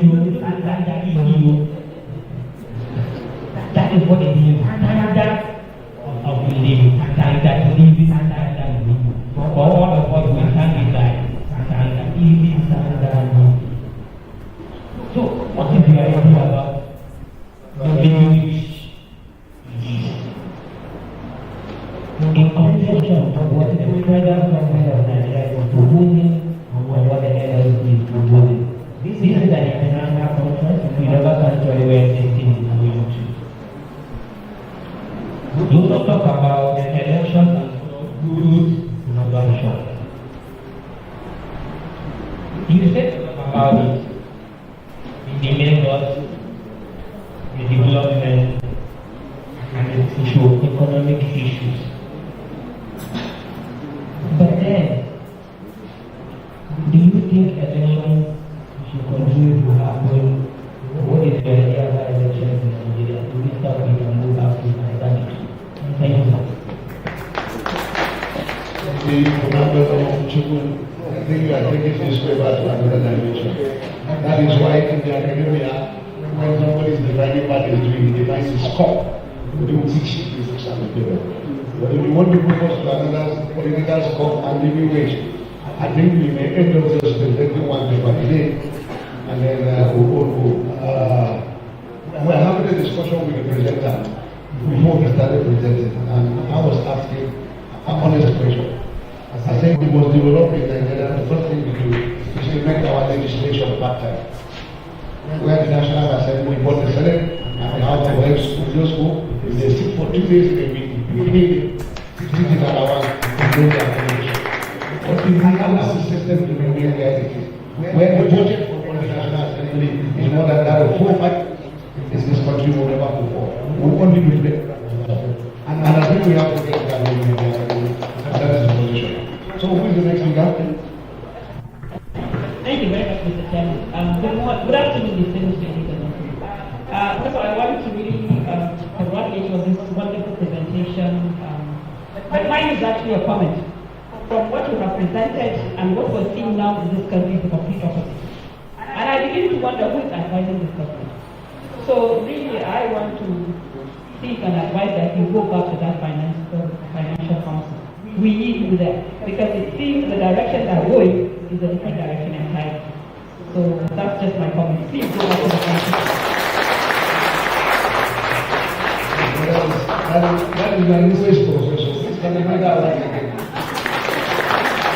I think you get a few months ago, but it was backdated to 1st October 2023. So congratulations. It's a professional finance. And that's why she's speaking in financial language. The last thing that's what I Okay, Prof, thank you very much for that wonderful presentation. My name is Dr. John Ali. I have my book table, but somehow because to answer when someone posed that question to me. The inflation rate is very high, like the guy said, 20-something higher. And then we also have high interest rates. And then there are issues of insecurity. People have been able to farm business because of kidnapping and stuff like that. And again, about growth of renewed hope agenda. Is there any hope for Nigeria? Thank you very much. Thank you, Speaker. This is Sagani. The day stays racking daddy. Honestly, when this discussion was going on, it should come to an end. I don't know if people were feeling the same way I was feeling. I just want to make a comment from an information scientist point of view. You know, there's this popular saying that information is power. Most of the things you just said, many people don't even know things are happening like that in the society. And when you don't know that this is what is going on, you are in trouble because you don't know where you are going to. So it's like people that are in the government, public policy makers, and those in civil service, some of them are not even well-grounded in what they are being asked to do. I just come on board as a big official. I just remember he was my classmate and she was this and that, and I don't give you appointment. Not based on the quality of what you are doing, very trouble. Then something really struck me about saving surplus, then you save for the society or you save for the future. Usually they hold. First of all, the first thing a parent or a father or mother thinks of is saving for another day. That is that we have freezers, we have this, we use the sun, anything. Save for days, rainy days that are coming ahead. Like, I just want to use a real life example. I have a friend who lives in UK. She's a white lady. I met her through a program. And then we usually talk with her all the time. And all of a sudden, when after the 2020, what happened? You know that she just saw an alert. The next thing she went to work, she got a new laptop. The next thing she got, incentives that she didn't plan for. And all of them began to ask, and they got to know that this was what was taken from their parents' generation, like things after the First World War. All these Western world, that there's going to be trouble someday. If we are able to survive the 1940-42 World War, let's begin to prepare because we don't know what will happen. But we here, we are not just like that. We are just like chicken.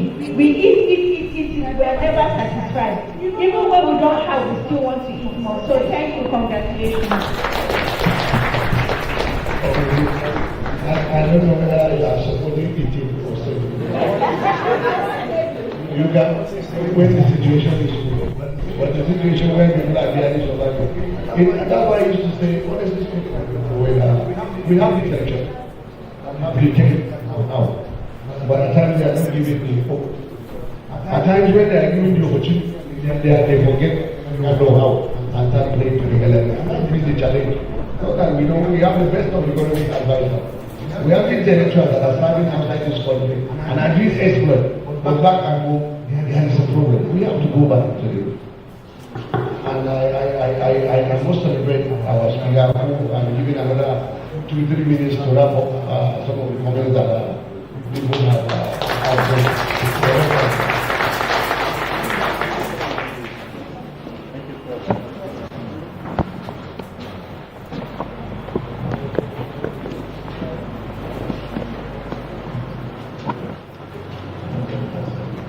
Thank you very much, Chairman, and my colleagues and audience. Thank you very much for being very nice. That I wasn't worried. I don't believe I wasn't worried. So I see. Thank you for that. Thank you for that. I like all the questions. Hopefully, I don't. You see. The first was from my friend, I remember. And you are absolutely right. As always. I don't know what we have done in corruption. So you can't stand here and hear someone say it doesn't matter. And I did not say it didn't matter. Actually, that slide says it is the governance indicators that don't matter. But even the international measure of corruption actually show positive relationship with local. So the more the period was, the lower the growth. That's what the data says. So you're right. It can't be that corruption is not damaging. It is damaging. On fiscal council, thank you very much, Your Royal Highness. Fiscal Council, let me just say what it means. I'm passionate about it, so please, I'll borrow the time. IMF, and you see, of all the things that IMF tell us to do, forces us to do, this very nice thing, they don't tell us. It's not part of their constitutionality. Doesn't something sound wrong? Now, IMF has all the facilities, all the resources, all the technical support we can get to start off a fiscal council. So to answer your question first directly, it depends on the country. What is needed in a fiscal council is to be non-partisan. It should not be political at all. It should be purely professional. Somebody who will do the calculation and say the GDP is going to grow by 4%, and then nobody can contest no matter what model they use, because it has no link with politics. He has no interest to say it will rise, it will fall. Politicians have interest to say GDP will rise, to bring hope to the people. But it doesn't mean because you hope it will happen. You have to work for it. So, how do you set it up? First, IMF can help us set it up. They have the greatest, they have the deepest amount of information, because every country that is a member has to submit information, data to them every year about everything. So they are the repository of knowledge. I believe that they know they have. They can help us. Yeah. It has to be by legislation, because anything that is not by law, somebody can come and remove it. That's the problem we have with the excess growth account. The law was not tight enough to tell the governors when they can ask for it. So they ask for it anytime and even go to court. And the court has to interpret the law as it's written. That's one of the problems. So if we reduce the government head and tell them to come up to us how to do it, we can do it right. Thank you. And I'm not saying that whatever they do, of course, we have the capacity to discern what is good and what is bad. We can build that. Now, this is what they define fiscal council. And every country has its own, and they differ in great measure. Like, for instance, in the US, they call it Congressional Budget Office. That Congressional Budget Office have taken data from it, for good analysis of their data and everything. Nobody can doubt their competence. And when they make a statement, nobody can doubt whether that statement is pro-US or anti-whatever. It's as it is. congressional thing. No, they are not under the Congress per se. The Congress cannot tell them what to do. They do what they do, and they go to the press and tell it they hit to the public. In the UK, they do have their own, and we know they have to the finance, the budget have to comply with that. So you hear them debating, say your budget doesn't add up. Who tells them that it doesn't? So you just have a plan. You want to contest for a position, you want to plan, I want to provide this, I want to provide that, I want to do this. And then it is the job of that organization. So you say you want to do this. It will cost this objectively. Like this, where would you get these resources? You can't go and campaign without saying why you get the resources. Yeah? So, but that is I have defined fiscal council as a permanent agency with statutory or executive mandate to assess publicly and independently. So when they make their projections, they will not just commit to the minister of no, they will just publish it. Everybody knows. So if the minister comes with a projection that is unrealistic, everybody knows it's unrealistic. So they are not bound by any law to be submissive to any political. From partisan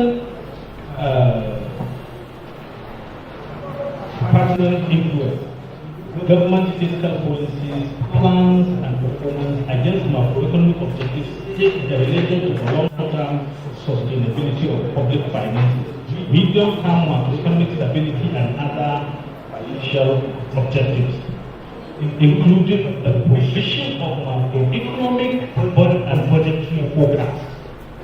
That's the aggregate definition of a fiscal council. So if that answers your question, sir. You asked another question asking my idea about the minimum wage. So this is what I was saying. There is this faulty argument that many respected economists carry that increasing minimum wage can support inflation. I don't buy it. It's not true. What is inflation? How would one-off increase in wage be inflationary? How is wage related to production? This productivity thing. You see, from the information we saw during the 2003 and 2014, productivity was rising and labor compensation was rising.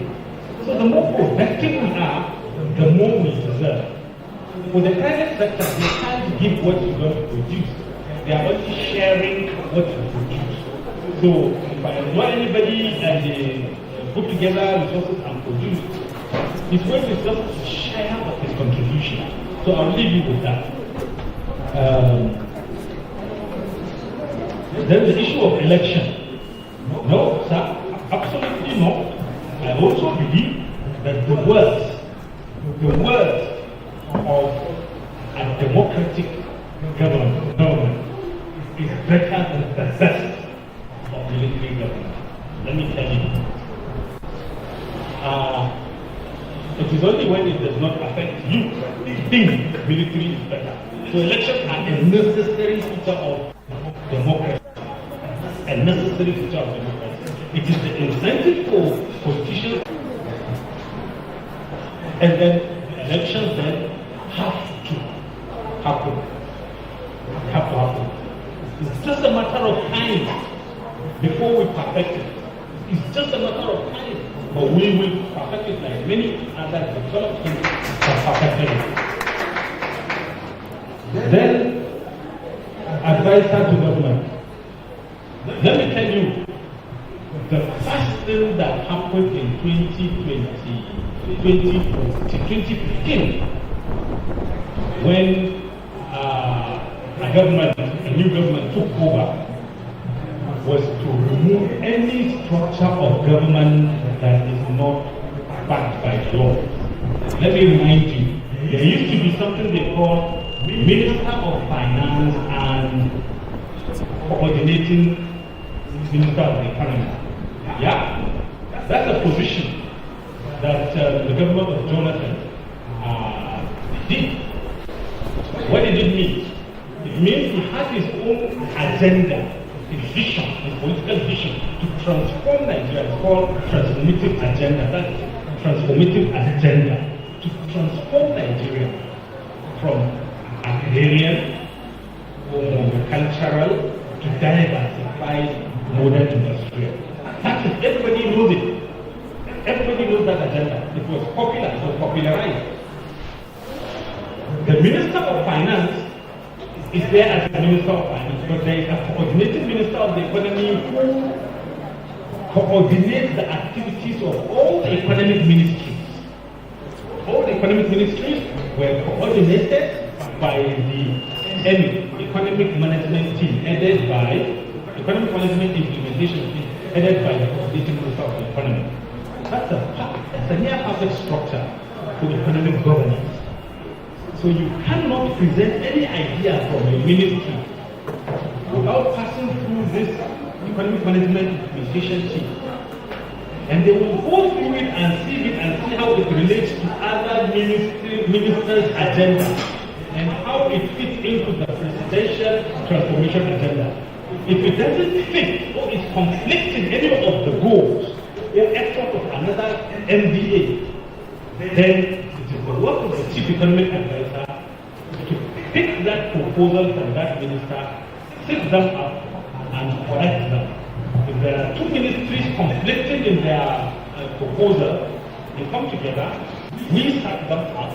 I was the technical advisor then. Minister of Agriculture will be here, Minister of Trade and Industry will be here, and we'll sort it out until they align with the President's transformation agenda. There was an office called Office of the Chief Economic Advisor to the President. In 2014, it was wiped out, even though it is constitutional. The Constitution provides for two advisors only, like the Chief Economic Advisor and Security Advisor. That government removed that office completely and left it blank. Only the Vice President had an economic advisor who struggled all his tenure to have something to consider. Nothing. Nothing was missing from it. So when I say it is the economic policy, macroeconomic policy that was thrown out, I know what I mean. Unfortunately, it is the way, and he was my classmate, that's how we get people to place. Some of this is, but we will soon, one day, we will perfect it. Dr.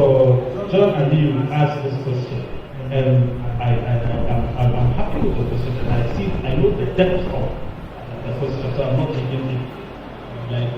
Let me put it this way. So long as we rule the economy by politicians without deep thinking and analysis, there is no propaganda or word of mouth, pleasant as it may be, that can fix the problem. So call it renewed hope. Call it anything. If you don't think about a policy proposal, you don't analyze and synchronize and see how it fits with several other parts of the economy, you will just make a mistake. And politicians don't correct their mistake. You know why? Because the very person who goes to say, "Sir, that is wrong," will be the first person they fire if he is lucky. If he's not lucky, they trump up charges against him and deal with him. So, there is no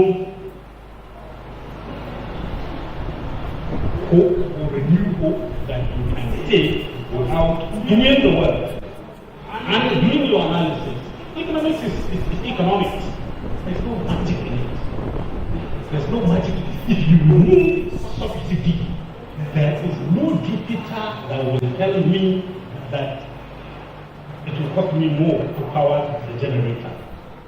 And if I'm selling things, there is no Jupiter that will tell me I should not increase my price. So who will tell me it will not be inflationary? Because World Bank says, IMF says it will not be inflationary. You don't have the people to look at it. For God's sake, before you look at the data, you remove the subsidy. Don't ask me questions you don't want to hear answers to. Exchange rates. You can't just remove liberalize the exchange rate and then expect that oil price, because you remove subsidy, will remain constant. No. When the exchange rate depreciates, the oil price, because we import it, will also have to go up. So what are you hoping? People to continuously afford more expensive fuel or to live whatever they are doing. The economy is collapsing. Businesses are shutting down. Businesses are shutting down because the link between exchange rate and fuel and many other things were not properly and objectively analyzed before a decision was taken. It may be a courageous decision, but we are going through it. And someone is saying you don't deserve 6,000. When a bag of rice is 75, 80, that's local, that's what I eat. And beans now is according to someone 180,000. And it's moving. It's not going to stop. And then you say exchange rate, we're not going to intervene. Where in this world have you ever seen a country that doesn't care about its exchange rate?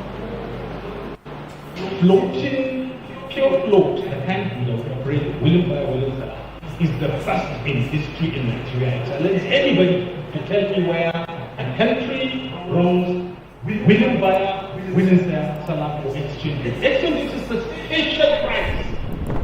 This is what we learned from 100 level. It's a special price because it determines the price of every other thing.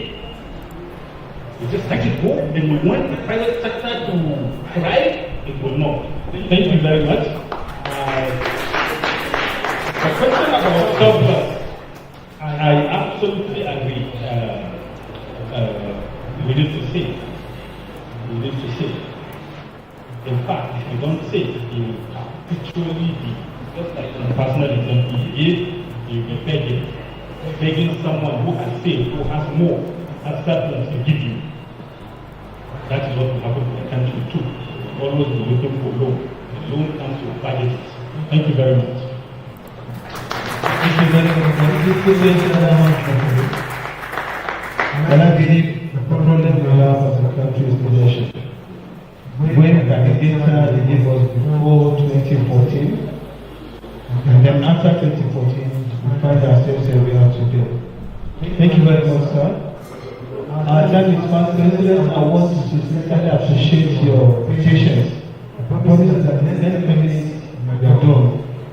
Quickly, I would like to call on Professor Mohammed Yusuf, representing the provost of Nigerian Institute of Technology outfit.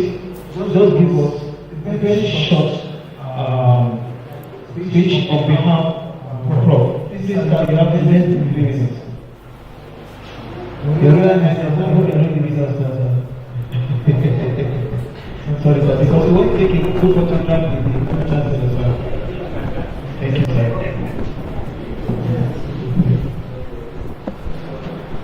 The Vice Chancellor, Greenfield University, the deans, other academics, professors here with us, our Royal Highness, distinguished invited guests, good afternoon to everyone. I'm here to represent the Vice Chancellor of Air Force Institute of Technology, Kaduna, and I will start by apologizing. Sincerely, we thought yesterday's strike could have affected the conference. Until today morning, we are informed the conference is ongoing. So we say whatever the case may be, there is no way we must come to Greenfield and give our own reality of appreciation for that conference.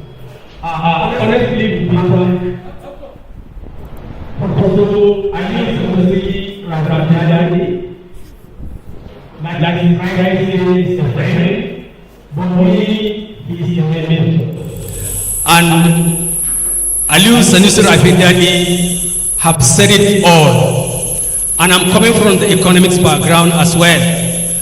The only thing I would like to add is, from my own point of view, good governance capacities is what is lacking.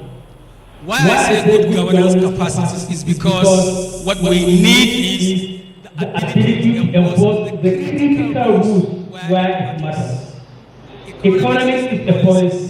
But the policies need a good governance capacity. Someone who has the capacity to enforce the critical rules. Let me give you an example. From 1950s to today, they said what we lack is infrastructures. We go for foreign aid, foreign loan, and we come with a lot of white elephant projects. Coming for supervision, we realize these policies, so this project, physical projects are nowhere to be found. We said we lack policy. We come up with a lot of policies. Structural adjustment program is one of them. We have seen how SAF bastardized the Nigerian economy. Coming to 1999, Obasanjo today, we said we lack governance, institutions. That's how we come up with the issue of good governance agenda. Unfortunately, the good governance agenda and corruption crusade, democratic accountability, whatever, we put them in place. From 1999 to today, we can see, is the economic growth of Nigeria doing good or doing bad? Still you can see there is something wrong. What is that wrong? A typical example is to take from the successful history or successful developers in the world, such as Malaysia. Why Malaysia, a poor country in the 1980s, borrowing money from Nigeria with lower GDP than Nigeria, now is one of the enviable economy in the world? Why China, a poor country compared to Nigeria in the 1930s, now is borrowing money to America? What went wrong? It means the difference is that there is not an issue of policy or lack of infrastructure facilities. No, the issue is they have what is called a good governance capacity to impose critical rules where it matters. Let me give you an example. Corruption. Endemic and systemic corruption in Nigeria. Plain corruption going on in Nigeria. How do you check it? The only way is to have good governance capacities to impose critical rules, be it a democratic or other way. But that good governance capacity to impose critical rules is what led to where we are. Thank you very much. Thank you very much, Professor Mohammed, over the world. We are making history, and university is just going from one level of glory to another. Permit me, therefore, in the next 1 minute, because the program is being live streamed, to do a promo of this school so that anybody seeing this will know that indeed a school called Green University is existing. Greenfield University, Kaduna, was established in 2019 by the federal government of Nigeria after obtaining the approval from NUC. The university emerged as a promoting institution for higher education, starting with just 2 faculties, Faculty of Social Management Sciences and Faculty of Science and Technology. And the university soon expanded to meet the growing demands of quality education in Nigeria. In 2021, the university took a significant step towards introducing the Faculty of Engineering to offer degree programs in civil, electrical, electronics, and mechanical engineering. This movement not only broadened the academic offering of the university, but also opened up opportunities for students pursuing career in the engineering field. My Pro-Chancellor, sir, I deliberately brought my son here, the young man there, who wants to read computer engineering, and I think You have won one more customer. Thank you very much. Also in 2023, the university became a YICT Academy, and efforts are at advanced stage to commence a study of Chinese language in the institution to meet up with the emerging world trends. Also, the university has just signed a memorandum of understanding with the Nigerian Meteorological Agency, NIMET, and the agency has just awarded a contract of building a weather station for the university. Please, can you put your hands together for your university? With a current student population exceeding 400, Greenfield University continues to patronize academic excellence and innovative program development to meet the evolving needs of its students and the community at large. The university's strategic plan includes the establishment of additional facilities such as law, medicine, as well as the introduction of School of Postgraduate Studies to further enhance academic offerings. So anytime from now, you're going to see many people coming here. At least other schools with no special hatred for would like to come here, because I know when we start here, you know when you start and when you will end. Greenfield University stands as a beacon of quality education and academic excellence in Nigeria, driven by a dedicated faculty, state-of-art facilities, and a commitment to nurturing the next generation of leaders in various fields. The university's strong emphasis on practical learning, research, community engagement sets it apart as a dynamic institution that equips students with knowledge and skills needed to succeed in the rapidly changing world. In addition to its academic programs, Greenfield University fosters a vibrant campus life that encourages students' involvement in extracurricular activities, sports, and cultural events. The university's diverse student body, supported by a culture of inclusivity and mutual respect, creates a conducive environment for holistic development and learning beyond the classroom. Distinguished ladies and gentlemen, as Greenfield University continues to grow and evolve, it remains steadfast in its mission to empower students with the knowledge, skills, and values necessary to excel in their chosen profession and make a positive difference in the world. With a solid foundation built on academic excellence, integrity, and a spirit of innovation, Greenfield University is poised to shape the future of education and contribute to the development of a vibrant and dynamic society in Nigeria and beyond. Please put your hands together for Greenfield University. On this note, we are about to draw this opening session to a close. But before I call on Dr. John to give us the vote of thanks, a brief announcement quickly. Our royal fathers and members of the board, your reception will take place, talking about lunch, will take place at the registrar's office, talking about Maoga, Madam Bashir. While all professors will meet in the VC's office. For our participants, you stay here for your light refreshment. Thank you very much. Permit me therefore to call on Dr. Aliu John to give us the vote of thanks before we meet in another 30 minutes to start our regular session. Students, you want to say something concerning your lunch? Okay, I'll get information from you for the from the VC. Thank you very much.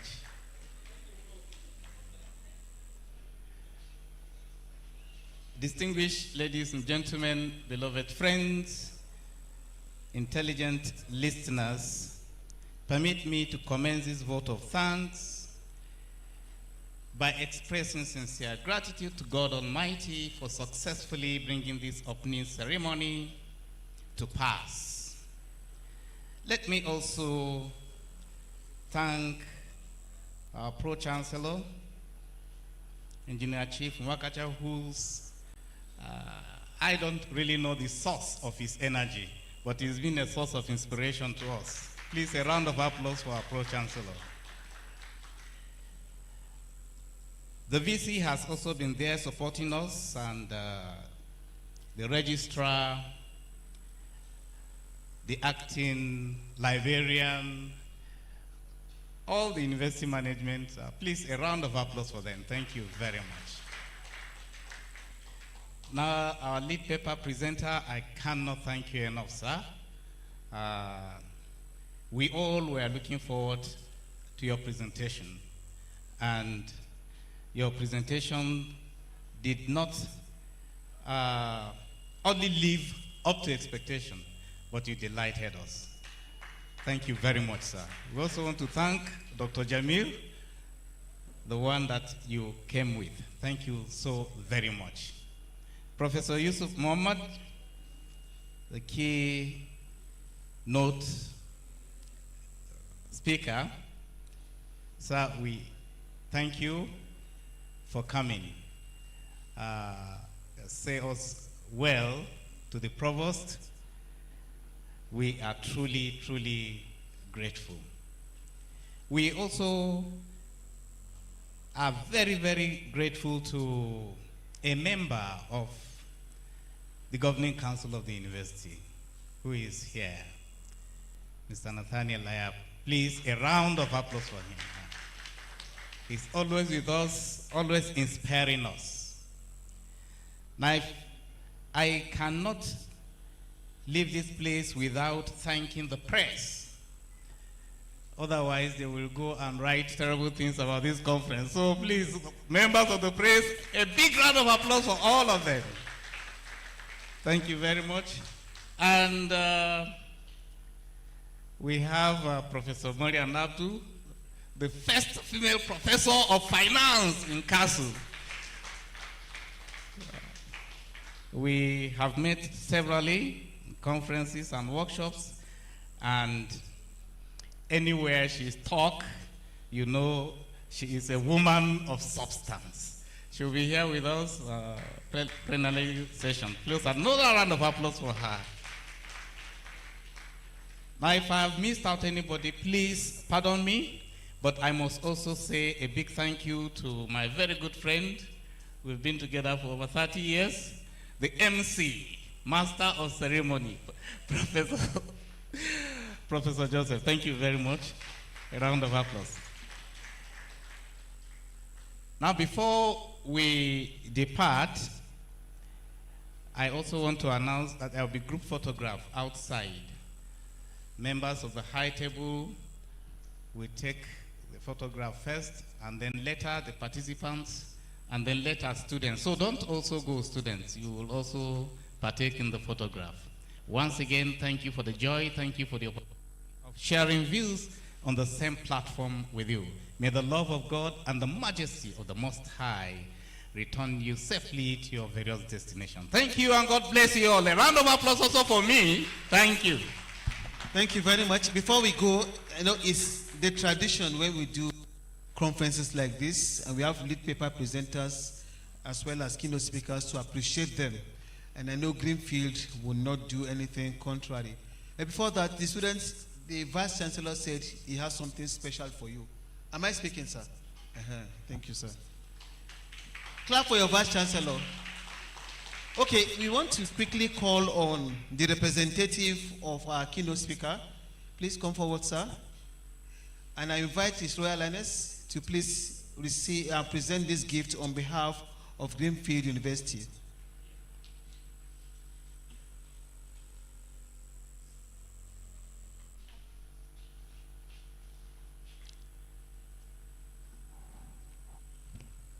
This is courtesy of Greenfield University to Professor Awal Kasim, Provost, Afit Kaduna.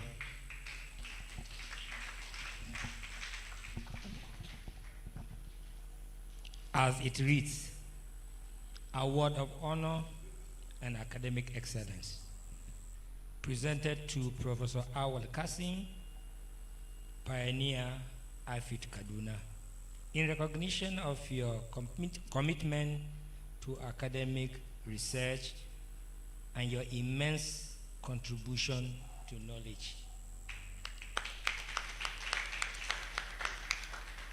I pray that even as it is written here, so shall it be your portion, even more.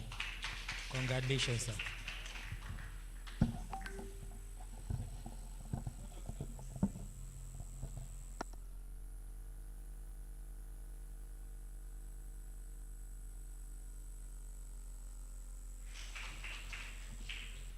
Let me also thank Comrade Peters, the representative of our Royal Father of the Day, and my student. Thank you very much for recognizing me as one of your mentors. You are highly welcome, sir. Thank you. Now to the big one. To present this to our lead paper presenter, Professor Sanusi, can you come forward first, quickly? Who else would have presented this, if not our Pro-Chancellor himself? Your Excellency, sir. Please put your hands together for our Pro-Chancellor.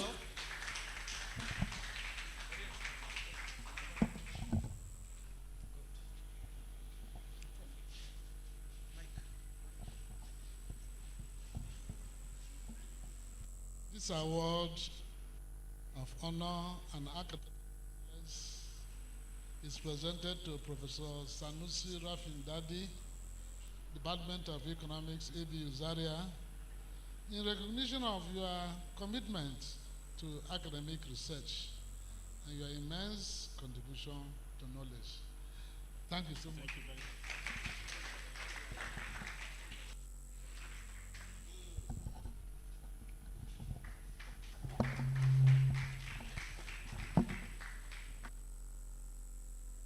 Thank you very much. Thank you very much. Thank you very much. Don't forget the order of the photograph outside, please. We'll start with the Royal Fathers. And nobody leave the hall, especially the students, until the dignitaries have left, please. We'll go close to the closing prayer. Let's pray individually for the closing prayer, please. Don't forget, immediately after this, the technical session will start at exactly 2:30. That's about 20 minutes from now, the technical session. Let's pray individually for the closing prayer.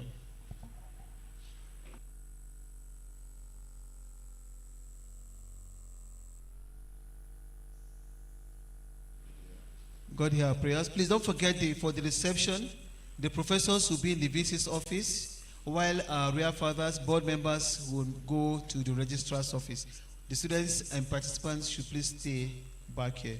God bless you. See you in 30 minutes' time. Yeah.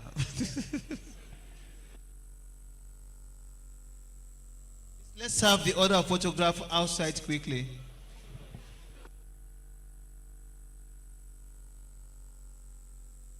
Student 400, Greenfield University continues to patronize academic excellence and innovative program development to meet the evolving needs of its students